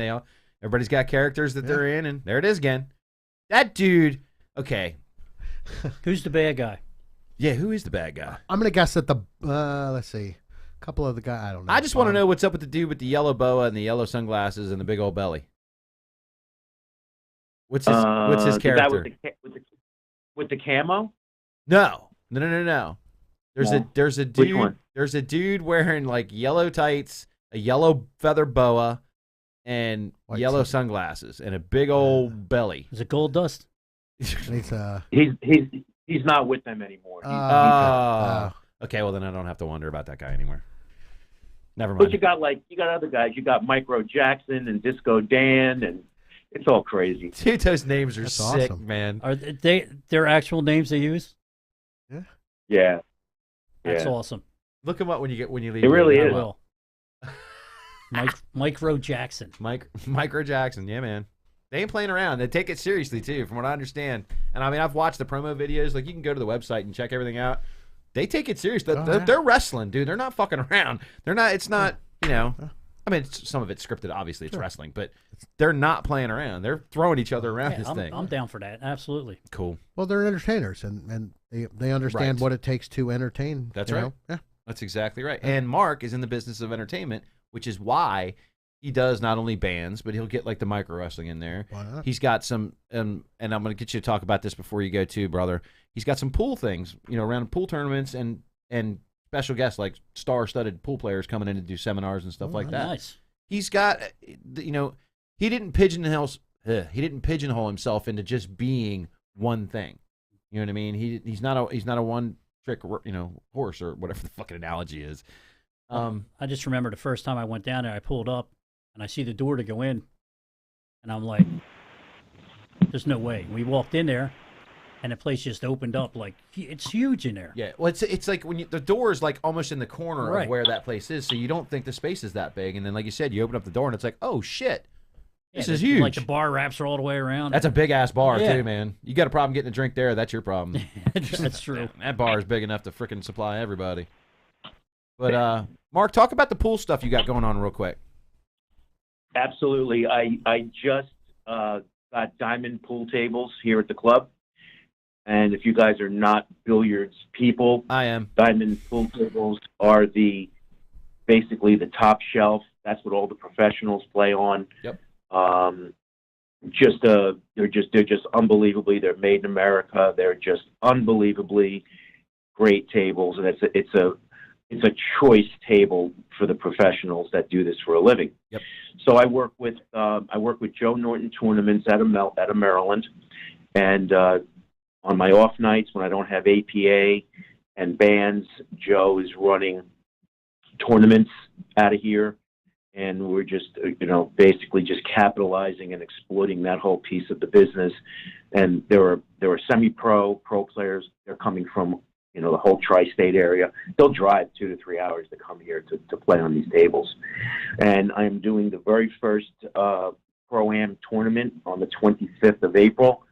I don't believe Delaware has ever had a Pro-Am tournament ever. This will be the first one. That's pretty cool. So we have like some of the players that are coming are from all over the world. So I have 2 Russian players, Fedor Gorst and Christina Takash. They're actually in the United States now, and they will be here. Jennifer Beretta from New York City also will be here. And there's just a whole nother bunch of people. Darren Appleton might pop in here and make, pay us a visit. He lives in England, but I believe he also has a house in Allentown, PA. So it's really super exciting, man, to be able to host these great pool players. Yeah, it's another piece of your brand. You know what I mean? It's just something else you're doing to further the cause of the business. I mean, it's a business. You know what I mean? You got to do what you got to do. You can't, if just music isn't doing it for you, then you got to switch gears and you got to come up with other stuff. So I mean, the fact though that you've not gotten away from the music means everything. It's like you do have all these other things you could do there, and you stay steady with the music, man. And God love you for it, brother. Thank you, man. I appreciate that. Cool. Anything else you want to say before we part ways there, sir? It's about it, man. It's about it, and I look forward to coming on your show very soon. Yes, sir. Yes, sir. We'll definitely make that happen. Call Aaron. He's got the whole. Yeah, call my secretary Aaron. He seems to have the hookup. I don't have squad. I just know calendar dates.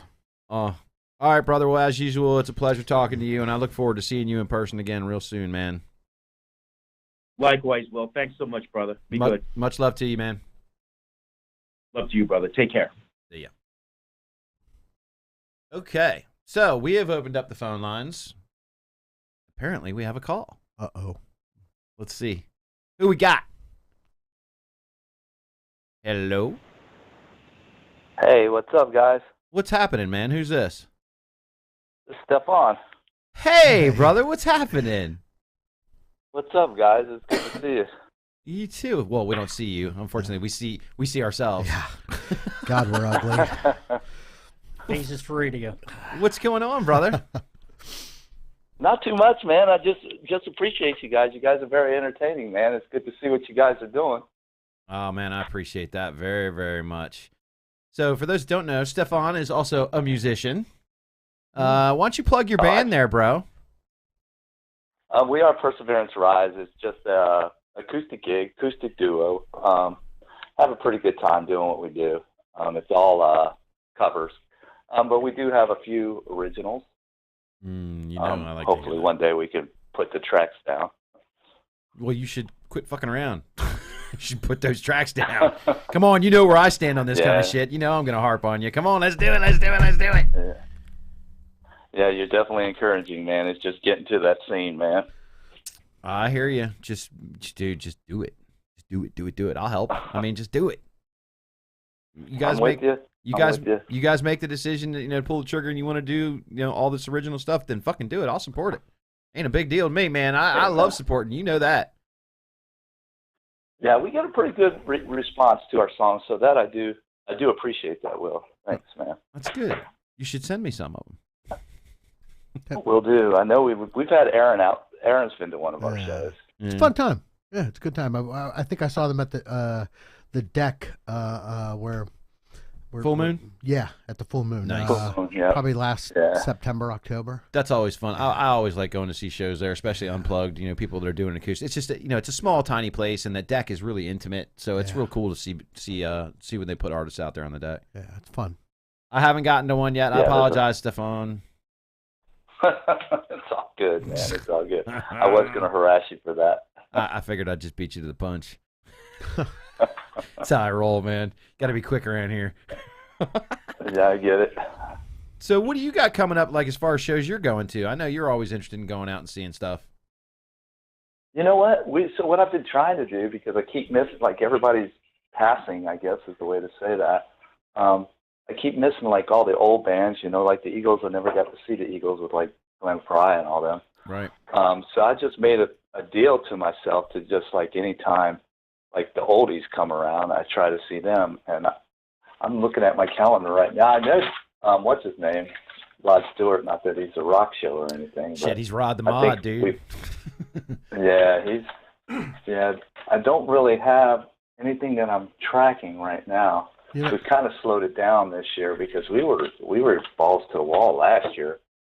Because everything, how everybody was canceling and then everything all ran together at one time. So we were worn out after M3 and everything. We were pretty worn out. Stefan, the Eagles are playing Long Island coming up. That new arena where the Islanders play. Barclays Center? Yeah. No, not Barclay. That's in Brooklyn. I guess out on Long Island. They just opened a new one. The USB, UBS arena, something like that. Basically where the Coliseum was, so I'm guessing. I think I'm pretty close. I think it's right at Belmont, where the Belmont racetrack is. It's on that piece of ground. But I want to say they're coming April or May. Yeah, I saw them actually in D.C. Not too long ago. So I guess Glenn Fry's kid was up there playing with him, so that was a pretty good show. That was actually really good. Yeah, Deacon Fry and Vince Gill. Yes. Play with them. Yes. Yeah. Vince That Gill. was. Yeah. Dude, Vince Gill, that's one of those guys that I'm always blown away in the pockets of music that he shows up in. You know what I mean? Like, he's all over the place too. he is, but it's like, Vince Gill is now the main guy with the Grand Ole Opry, and he's the one running stuff over there, and he's traditionally just been a straight country guy, but like since he's gotten away from the constant performing, it seems like he just starts diving into all these different things, and he shows up and I'm just like, what the hell's he doing there? Like with rock artists, with metal artists, he shows up with all kinds of people. Yeah, but I like when they go all over the place and they tell you what they grew up listening to. Yeah. Yeah, it's cool. He's got a show, Vince Gill. So they Speaking of had- him. Oops, sorry, Stefan. Go ahead. No problem. So Don Henley kind of talked and bragged on him, and the guy is like 6 or 8 Grammys or something like that. The guy is just, you don't realize how big he really is, because he's kind of quiet and keeps to himself, I guess. But very talented guy, man. He is, brother. Ironically, as you mentioned the Eagles, I'm on my phone looking up their tour dates, and I see that Glenn Fry's son, Deacon, has bowed out of the Eagles' 2022 tour due to an illness. Who the fuck are you? What? You really are like a secretary over there, man. You're No, like I'm just- fucking I was going to look up. You're hired. I'm not trying to bitch slap you or nothing. Like, you're fucking hired, man. Shit. I know that. You know why though? Because it's music related. Right. Yeah. That's why. Well, That's the drive. and I also know. So I'm a veteran of the armed forces. And Thank you, as always. You're welcome, and thank you. And so is Stefan, by the way. Thank you, Stefan. We are members of an organization called VetTix. So if you guys don't know what VetTix is, that's a great organization. They have they give tickets to veterans for different events, sporting events, kids events, concerts. Yep. And not every event, obviously, but the ones that don't seem to sell out. Right. And so VetTix offered 4 tickets to the Eagles show. They're in Long Island. I forget the name of the arena, Belmont Park. I don't know. But you get 4 tickets to that show for $14.97. Wow. Yeah. That's like going to a show back in the 80s. Hey, Aaron, I do want to ask you how that works. I am signed up for that. I don't think I've ever gotten a ticket through them. Okay. I don't truly know how it works. Tell everybody how it works, eh? Sure. So you sign up. You got to prove that you're a vet, either through DD Form 214 or through Veterans Advantage. Which should have your information. And then, I logged in, and I think I picked from Pittsburgh all the way to Richmond. So I've got like a 300-mile radius or so from the Baltimore area. And you can pick what you want. That's a music fan there, baby. Right. Big time. But I mean, you can pick what you want. You can pick sporting events. You could pick theater. You could pick music, kids stuff, arts, history. So I opt out of some of that stuff. And then I opted into their email. So they send me emails, and they're like, hey, we've got 106 tickets for the Eagles show. So basically, if it's not in a they have a drawing sometimes. So you earn coins from them every month. You're in good standing with them. You get like a couple of coins, and so you can bid your coins to get tickets. Mm-hmm. And if you're selected, you've got 24 hours to purchase the ticket. So, but they'll offer you anywhere from 1, 2, 3, or 4 tickets, and it's $14.97 total. So I got you, Michael. Somebody just said, "Hell, I need Aaron to keep track of the concerts for me." So it's anywhere from 1 through 4 tickets, and it's $14.97 total, whether you get 1 ticket or whether you get 4 tickets. Really? Yeah. So a lot of times they'll go through Ticketmaster. A lot of times through the I didn't realize Ticketmaster app. just how awesome they were. That's So awesome, dude. they'll He deliver. literally, since I've known him, he's always posted it when he gets them. Yeah, I know he's always used them, but I've never like that whole thing. It's like doesn't matter whether it's 1 or 4, it's 14. I'm like, well, what? Yeah. I mean, that's I mean, that's where it should go. You know what I mean? Absolutely. That's where it should go. And that's for a concert. So I don't know what sports what Everything's going to be different. Right. Right. Potentially, yeah. So Aaron, Yep. You have to be there though. You have to go with, like, you can invite, like, let's say 3 other people, I'm guessing, and then you have to be there with those tickets. Yeah, That's the way that works. We'll talk offline on that. But yes, well, we'll talk offline. Nice. All right, Stefan, my man, I appreciate you calling in, brother. Yeah, man. Thanks for letting me be on the show, man. Hugs and love to Libby. You know we love the hell out of her too. Yeah, we do. Right on. Right on, man. You guys are cool, man. We'll check y'all later. Appreciate it, brother. Be well. All right, man. All right, I was going to take a break, but I'm told we got another phone call. So we're going to take another phone call because that's what I said we were going to do today. Go for it. Plug it in, guys. You. Yo, no breaks for you. No what? No breaks for me. No breaks for you, man. Nah, I don't want to take a break anyway. What the fuck am I going to do? Stand out and smell the Jersey air? Yeah, you don't need that. Everybody else is harshing on Jersey. I figured I'd just harsh on it. Who is this? Because I think I know the voice. You ought to know the voice, dude. Oh, it's so hard on these damn headphones to tell who the hell it's who. How can you miss out and not forget a rat like me? Oh, it's Mark. Okay, now I know who it is. It's weird, dude. Like, hearing you in the headphones is so weird because it does not sound like I'd normally hear you on the phone. It's weird. Yeah, the sound is a little different on the phone too than being like listening to the app is completely different than listening to the phone. I mean, it's well, not completely different, but it is different enough that I can certainly understand. Okay, hold on a minute. I'm getting sign language. No, I think he's sign language and you LJ. Oh, okay, gotcha. Whatever. LJ can sit on hold. Fuck him. I'm talking to Mark. LJ's there too. Where's that bell? Right now, where's that bell? Right now, LJ he's going to be bell? texting me going, "You son of a bitch." So how are you doing, brother? I'm good. How are you, man? I'm doing good. So for those who don't know, Rat Rod has released Hella Ride in the last couple weeks. The first single off the new album, 4 on the Floor. How's that doing, man? It's done. It's ready. It's about to get shipped off to the presses, and we're waiting on a release date. Got a lot of cool things cooking in regard to that I can't really talk about yet, but it's exciting. Well, then what the fuck are you calling me for if you can't talk about it? Well, shit, man. Yeah. Well, I called to just raise hell with you. Oh, well, that's fine too. You know how we got that. With you. Right. That's even better. Maybe he wants to promote his show that's happening in Glen Burnie. It next, could be. Saturday. That's. Trust me, I was gonna. Yeah, there's that too. Maybe. Because if he didn't, I would have. Well, I was gonna get to that. I still got a whole other half hour of my show left. You fucker. Listen, secretary. Don't overstep your fucking bounds, okay? I'm in charge of the calendar, not the time. What the fuck is going on over here? There's a fucking mutiny happening. Yeah, he sets it up. He ain't supposed to talk about it. Yeah, right. Yeah, you're not supposed to talk about it. You're supposed to set it up. Your calendar's full. So, hey, man, let's, because I'm just going to plug the hell out of them anyway. What'd you think about Smoking Crow's live show the other night? I was freaking blown away. They were awesome. I mean, I knew they were good players, obviously, from hearing them here and there, and of course, working on the song. I knew they were good, but their show was phenomenal. Yeah, I can't say enough nice things about it. I mean, they had their fans in there, but they definitely turned some heads, man. It was a good show. I loved watching your reaction and LJ's reaction because you guys you've been involved with this since the whole thing got put together, and just to watch them on stage and watch them feel that vibe and that kinetic energy and all that stuff that we talk about. I just enjoyed the hell out of seeing it. You know what I mean? Yeah, I agree. I did too. I tried to go into it unbiased and try to be objective. Right. And I it's hard to do that because you think so much of them. They're great guys and the music's great. I just had a great time. They are. With that, I guess. Hey, can you actually do LJ at the same time as Mark? Oh, you can?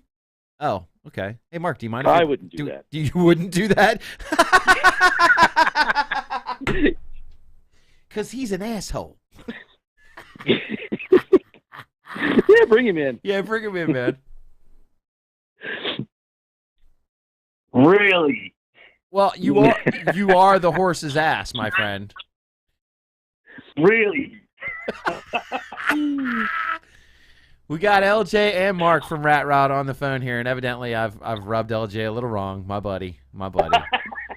I'm sorry, And buddy. I didn't even ring the bell. I didn't even ring the bell. Oh, I got news for you. The bell's in the fucking... I took it out of the damn studio this week. I put it in the fucking control room. It ain't even in here. No, he's probably going to bring his own next time. Oh, I'm sure. I am. I'm sure. Aaron threatened to bring a cowbell. Thankfully, he didn't. Oh, that'd be awesome. Stop. Oh, dude, you just get... There you go. You just get... So you shouldn't have said nothing. What, you going to bring a cowbell next time? Oh, you know, say hi.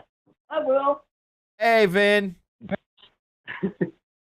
My boy, Vinny. He's sitting there waving at you. Nice. Hi, Vin. Hi, Mark. Hi. So let's talk about that. The 16th, next Saturday.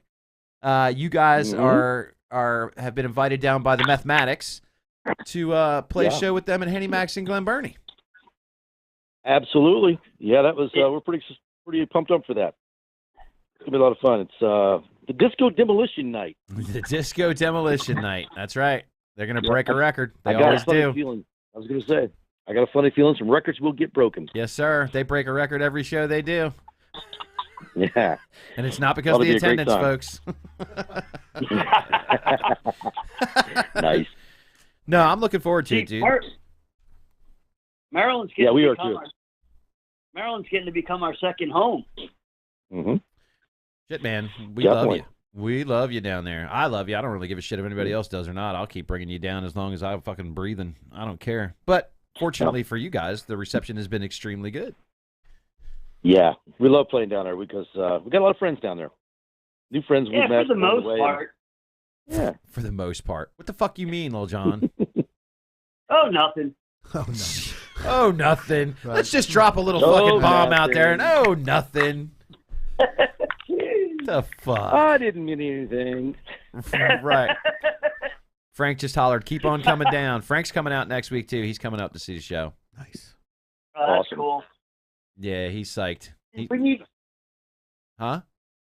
Yeah. we need to get them up here because I think a lot of people up here would dig them. I think you're right. I think you're right.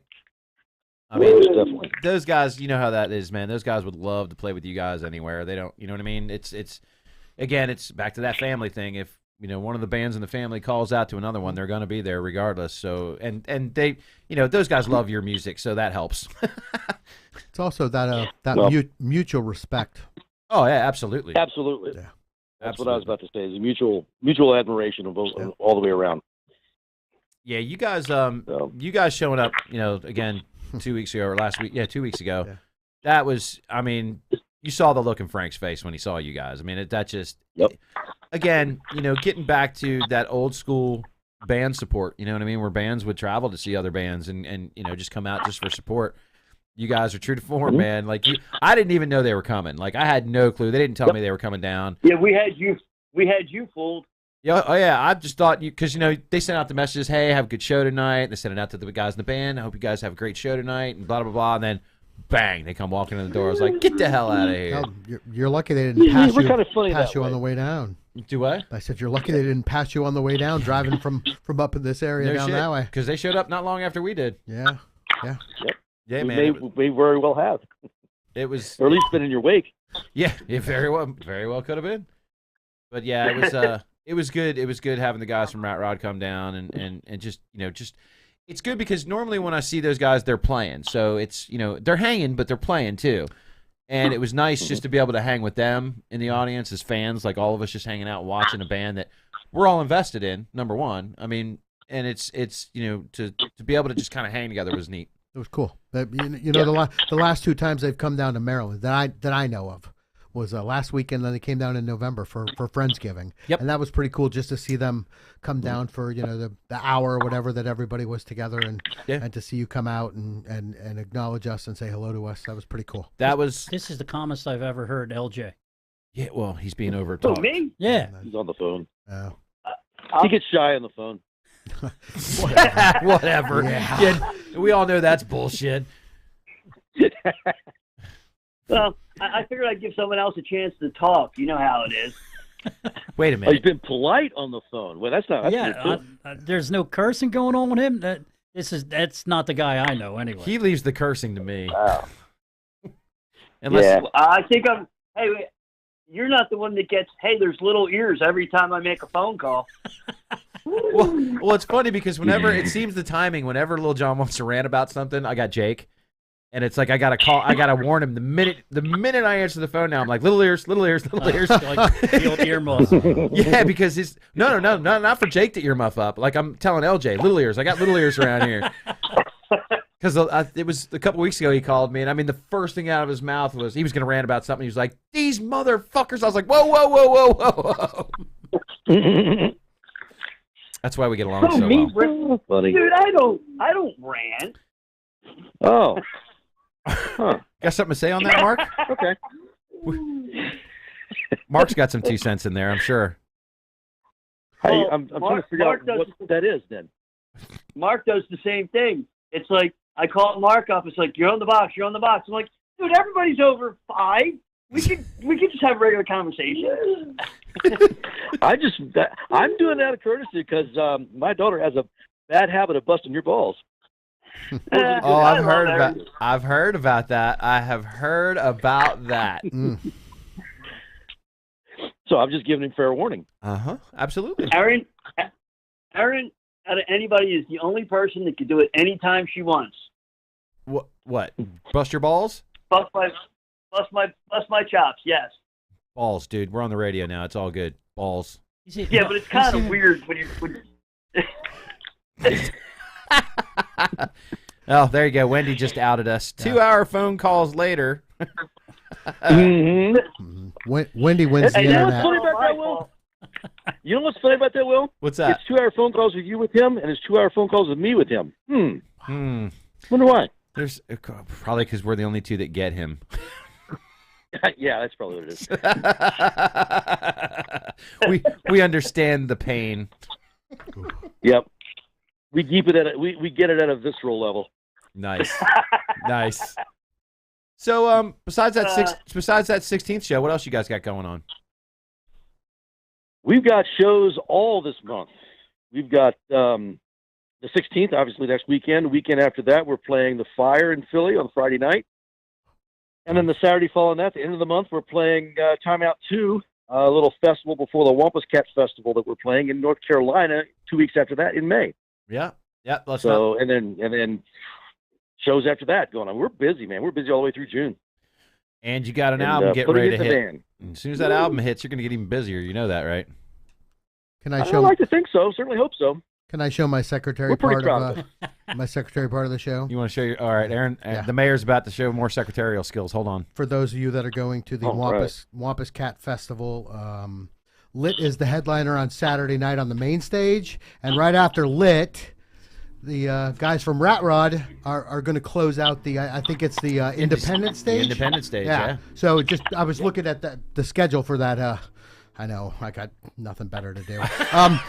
I was looking at the schedule. So for those of you guys that do go down to that festival, I unfortunately can't make it. I'm making it. But after you see Lit on the main stage and they close out that main stage, head over to the Independent stage, and Rat Rod will be closing that stage out Saturday night. And I really think, guys, I've had this discussion with you before, but I really think that it's a late time slot and it's on the indie stage, but the fact that you guys are going on right as Lit ends the main stage, that's the perfect time, man. Absolutely. I think you guys are going to get a lot of traffic coming through that are going to see you guys perform at that spot, and I think it's a very good spot for you guys to be in. I actually like it. I agree. I'm feeling pretty good about it. I'm actually just excited to get to see Lit, because as everybody knows, little guy likes to fist bump everybody and their brother. Yeah. And if it wasn't for AJ, if it wasn't for meeting AJ one night in Atlantic City where he jumped off the stage, he would never bother everybody else. So it's all AJ's fault from Lit. He got him hooked. He's a good dude, LJ. Love them guys. Yeah. I haven't actually met any of them, but I know plenty of people that have, and they swear up and down that those guys, all of them, are just salt of the earth, man. Those guys got a new album out, too, coming out in June. One of their singles dropped yesterday. It's Kicked amazing. Off a Plane, I believe. So it'll be fun to see them, because they'll obviously play some of their new stuff, a couple of new songs. So yeah, their new album called "Taste Like Gold" comes out in middle of June. He doesn't have this written down. This No, is, he's it's not. all in his head. Yeah, if anybody's watching the video, Wow. it's not written down. You know- He's just The funny thing is, I bust people's balls that each phone has a calendar. Yeah. My calendar is blank. I do not fill out my calendar. I just keep it literally all up there. That's nuts. That's insane. And I am just the opposite. I can't live without a calendar. Yeah. You and me both, Mark. I should have a Let me tell you something. I should have a calendar. I should have notebooks that I write stuff down in. I should have all that cool shit that anybody that's trying to build a brand does. Guess what? Not a fucking one. No, but what you got is a woman that keeps tracking it 100%. You know? Ding. Got a 3-month calendar on the refrigerator. Dude, you noticed that, Yeah, haven't you? yeah. We really do. We have these magnet, like Yeah. 3-month magnets, and it's literally 3 months at a clip. I know what we're doing. Yeah. Out. But if it wasn't for that being on the fridge, Forget it. we like share, because like in the iPhones you can, share stuff with the calendars and all that. Yeah, she's got. I go on my calendar every now and then just to see about a date, and I see a little dot, and I'm like, what the fuck is this? And I'll hit the fucking dot, and it'll have something on there that she shared, and I'm like, son of a bitch, I didn't even know about this. That's great. So yeah, if it wasn't, That's 4 F words for Will and none for me. Where's that bell? here's a 5th for you. Go fuck yourself. Ooh, Wow. tasty. That's my boy, Blue. I can tell him that. He can tell me that. It's all good. There's another call. Wow, people actually like this show. I got fucking all kinds of people calling in. Did you pay It's them? Mike. It's Mike. It's Mike. I have no idea who the other one is. I'm gonna guess it's not Harry. Yeah, it's probably not Harry. Probably not Harry. He's probably working. Do you even know a name? His phone doesn't even work. Is it Mike? It's not Mike. Not Bryce. Is nobody else in Rat Rod? Is it a musician? Maybe. I'm guessing Frank. Is it Frank? Do we want to bring it on with you guys, or do you want me to get you off of here and let somebody else talk? That's up to you. You're the host. All right, we're gonna bring in a third phone call into the mix. We have no idea who the fuck this is either. Cool. Caller number 3. Who are you? What's up, fuckers? Oh shit! It's obviously somebody we know. It's Frank. Frank. Hey. I did guess Frank. Is it Frank? Nah. I can't. It's me. I'm telling you, these fucking voices on the phones. Ladies and gentlemen, Mr. Frankie Baglini from Smoking Crow. Maybe it's just your ears, Will. It's definitely. It could be. Could be. Frank, how you doing, brother? Oh, I'm great. I recognize you now. Just listening to the show, while I'm doing dishes and laundry and, house things. Oh, crap. Dude, I forgot I had to do that. You got tomorrow. Leave it to one musician to remind another musician to wash his clothes. Yeah. Just because we all play rock and roll doesn't mean we have to, clean up every now and then. Yep. Grass still got to get cut. That's right. Well, if you played funk, you could just be funky. That's true. I mean, I've heard people that have met George Clinton and said he is the epitome of funk. Literally, like you can smell him before you get to him. Dude, I met him during Mardi Gras, and you're absolutely right. That's what I've heard, man. Wow, that's what I've heard. He just embodies the funk, all of it. And his body's got funk, huh? Yeah, man. So Frank, how did you like the show the other night that you put on? It was very, very cool. I think I'm still want to high from it. Like the next day, I couldn't even remember the songs that we played. It was just like tunnel vision, man. It was fun. It was an awesome show, my friend. Yeah, it was amazing how packed that place was. Yeah, we were not expecting that. I mean, obviously we knew that, there was going to be people in there that we knew and the family and stuff like that. But then you guys walk in, that was a pleasant surprise. And then when we started playing, man, everybody, even people that maybe weren't there for the bands, were turning their heads, and it's like, oh shit, we better be on it. Yeah. So and it you was were, great. and you absolutely were. You guys absolutely nailed it. 100%, brother. Thank you. Yep. See, and this is Yeah. Go ahead, Frank. Go ahead. Oh, okay. And I just wanted to call in and say thank you to you guys for helping out and coming down and all the support. And Jim, I want to thank you for all your kind words and stuff, and that means a lot to us, really. So it's very cool.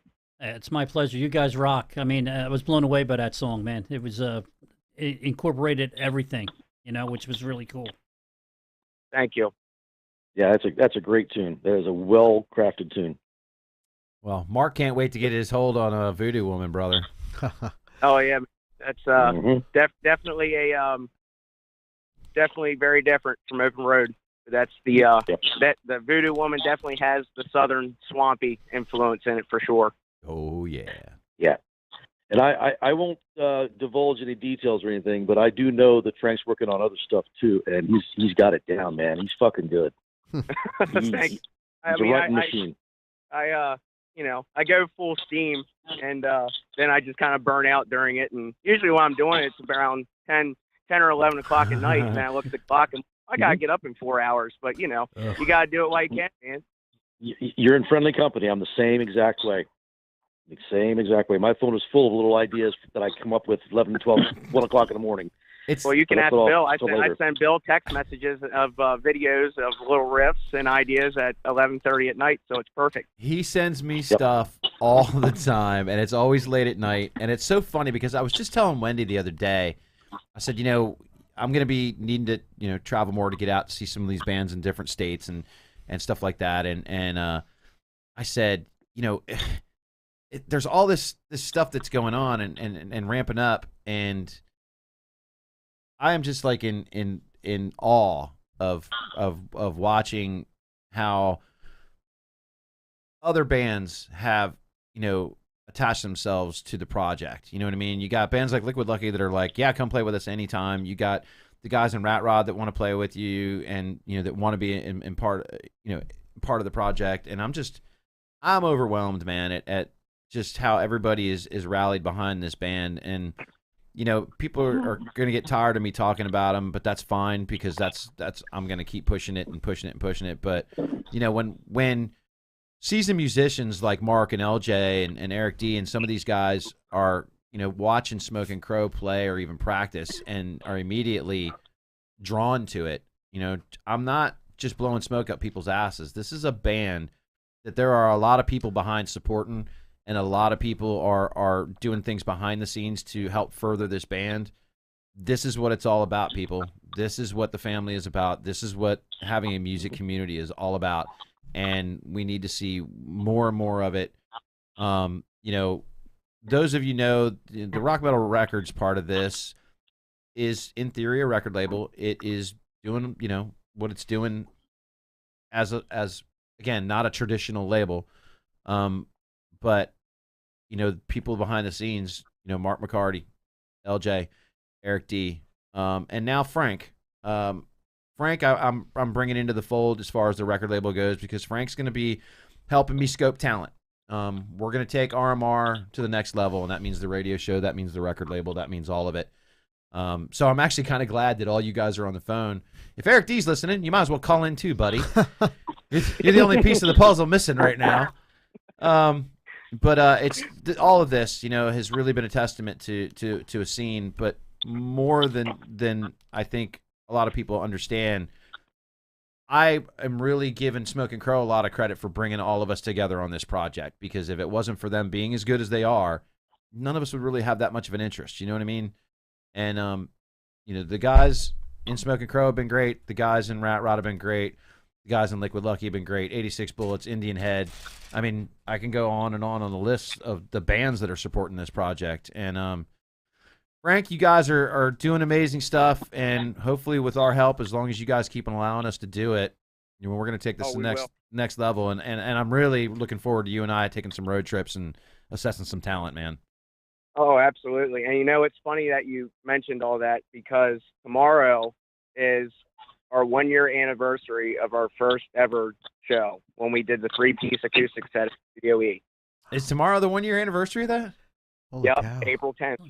Wow.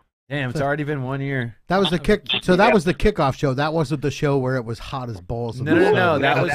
Okay. That was the first show they did. They did. Right, As, they opened for it was Black Mamba. Black Mambas in '86. Yeah, that was the first show that they Okay. did, and that's when we decided we were going to say, okay, well, in order to put them out there, we're just going to make them the house band. So they're going to open up half hour every show we do at the studio, and then it quickly, once they turned themselves into a 4-piece and plugged in, it was like, well, I can't fucking do that anymore. It's like you guys just moved up the ladder a little bit now. But no, everybody, this is a year of supporting this band from all different angles. And again, Frank, like I told you the other day, and like I was telling you guys earlier, that's why it's resonating right now. It's the build-up. The family's been around them for a while already now, waiting for these originals, you know what I mean? And waiting for something to come out. And now that they got it, they haven't been disappointed. So it's been awesome, man. It's been awesome.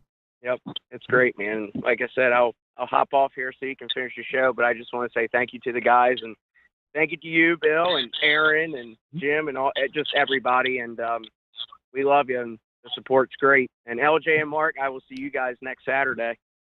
Awesome. Looking forward to it. Yes, sir. All right, brother. I'll talk to you soon. Love you too, Frankie. We'll see you next weekend. Guys. Frank, keep See up ya. the good work, buddy. Thank you, man. I appreciate it. We will. Right on. You know, I know Aaron always gets mad at me, but you know, it's really weird hearing people call you Bill instead of Will. I don't get mad at you. Well, you always correct. I'm sorry, you always correct me. His name's Will. Well, you know what? And Bill will say this. People that don't know him well call him Will. Yeah. Yeah. Right. When we That's spoke about I this. would beg, Right. It's not I may everybody. have to beg Not everybody. Yeah, right. like LJ's about to beg to differ with you. No, not I know. Everybody. He always calls you Will. Right, because when right. they met me, I was already going by Will. I know. I get that. But you know, the thing is, like, when He's not either to me. but it was a He's two a fucker. I'm fucking You're with a not lot wrong. of people, and I like that That's tag. it. Believe me, I wear that with a badge along with my asshole badge that I was given honorary by Rat Rod. It's fucking great. I got it in my truck. I'll show it to you when we leave. We could call you by the nickname you brought up earlier. Yeah, that's gonna haunt me. That's gonna haunt me. Yeah. I shouldn't have done it. That It one was should like a have been spur of the left, moment, you know? the thing that I just blurted out, and then I realized once I did it, I was like, "Well, fuck it, it's out now. I might as well tell the whole story." Well, I guess wait, did I miss that? you know people were Oh, listening you did. earlier. Evidently, LJ wasn't. Right. Thanks, Mark. Apparently Mark, not, just Mark out of listened. LJ. Damn, LJ, I thought I'm you not loved working me. on the project with my phone in my pocket. I'm gonna plead like I got Vinny, so you know I didn't get a chance. That's all right. I'm not saying it twice on the same show. Fuck that. You go back and watch the Yeah, I was replay. gonna Don't Yeah, worry, Mark knows he'll tell me. Yeah, Mark will tell you. Mark will tell you. All right, guys, I'm going to cut you guys loose on the phone. Is there anything else that you guys want to say before we go? See you next week. LJ, I'll let you have the floor. Right on, brothers. See you next week.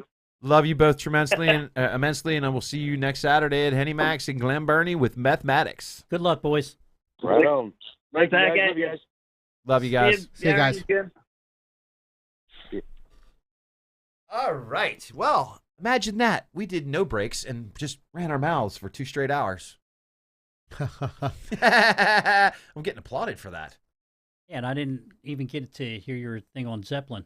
Why? Wow. Wow. Okay, you know what? There's Well- 5 minutes. You want to hear it? You want everybody to hear it? But- You want to Well, get this out in the you can- fucking open now? You can wait till 4:29 No, to fuck tell them that. what you I'm think gonna of it. fucking 'cause- do this right okay. now. I got 4 minutes left. I'm gonna fucking do it. So here's Okay. the fucking deal. For anybody that doesn't already know, and it's pretty much out there, okay? Fuck Led Zeppelin, okay? Let me just start off with fuck Led Zeppelin. And it's real simple. I'm not gonna say that they're not good musicians. I will never say that they are not good musicians. I already know where this is going. So. I can't take that away from them, okay? And people would hang me if I did, because there's no grounds for me to even say that, all right? But they're a bunch of thieving motherfuckers, okay? They spent a fucking career, a lifetime of a fucking career, making money off of old blues songs, which I have zero problem with. But until the 90s, when they had to have a fucking class action lawsuit from the families of these original blues players that they outright took the fucking riffs from, they were never acknowledged. The writing credits never had their names on it. They were never paid for any of those songs that were put out there. Yes, they weren't the exact songs, but they were definitely borrowed. You've heard the tapes. Everybody's heard the tapes. Yep. They were borrowed, almost directly in some points, for the entire fucking song. I hate anybody that steals somebody else's art. To me, that is the biggest fuck you in the world. I can't have that. So I don't give a shit the level of a band's success or how fucking good they are as musicians, you steal somebody else's fucking art and you don't accredit the families of that shit, you are a piece of shit in my book. That's the whole object. At least put down that you're taking it. Done. Yes. I got zero problem with that, man. Yeah. You know what I mean? Accredit the artist you took it from. And then when it comes out, don't try to argue it. When it's blatant, when they play the original recording and it's so fucking blatant and you say, well, no, that's not. That's like Vanilla Ice back in the day with the whole Bohemian No, mine the cream went thing. dent. Right, that bullshit. It's like, fuck that. You know what I mean? So it's like, that's my thing with Zeppelin. It's like, I'm not saying they're not good musicians. And I will tell you this, there is one song when it comes on the radio that's a Zeppelin song that I will listen to. And it's just because I love the dynamic of the song. What was it? Kashmir. Oh. I love the fullness of that song. Yeah. You know, the orchestra behind it and everything that's in that song. That one I'll listen to. And his voice in that song is much better than... It's better than anything else out there. I mean, this is my hate for Zeppelin is so much, okay? Beth Hart, who everybody that knows me knows I love Beth Hart. That fucking woman. What's that? Immortal. Oh, dude, from the early stuff that she did in the 90s, Screaming for My Supper, with Get Your Shit Together and all that, to all the Bonamassa stuff that she teamed up with him on. I mean, she's fucking phenomenal. That woman could sing me to sleep singing the phone book, okay? She's got that sultry, grovelly voice that I like in female singers, you know what I mean? She's got it down perfect. She put out, I was scrolling through her fucking YouTube shit, and literally in the last month, she put out 3 Zeppelin covers that she did. And I was like, damn you, Beth. It's like, here's probably one of my very favorite female artists of all time singing a band that I cannot fucking stand, and it's so good. I can't help myself. See, I'm like that with PJ Harvey's another one. That's another guy that's great. Great. I didn't know you were PJ Harvey fan. Girl. Oh, sorry. Thank God, you. girl. I wasn't whatever. sorry. All right, I'm just thinking, making sure we're on the PJ same. Harvey, Fiona Flanagan, who was from New Jersey, is another one I like. Nice. Little known rock metal chick. Nice. You need to check out Hannah Wickland. I was getting ready. Hannah Wickland and the Stepping Stones. Yeah. You checked her out? No. Huh? She's got a song called "Bomb to the Breeze" or from the." It's bluesy, ballsy, bluesy, hard. It's fucking badass, dude. And that girl's got pipes. She does. That girl can sing her ass off, dude. Check her out. Check her out. One of the things I do on my show is like a 2-song Women in Rock, and it's just like I dig deep to find. Go look her up. Okay. That song especially, "Bomb to the Breeze." That would be worth playing on your show.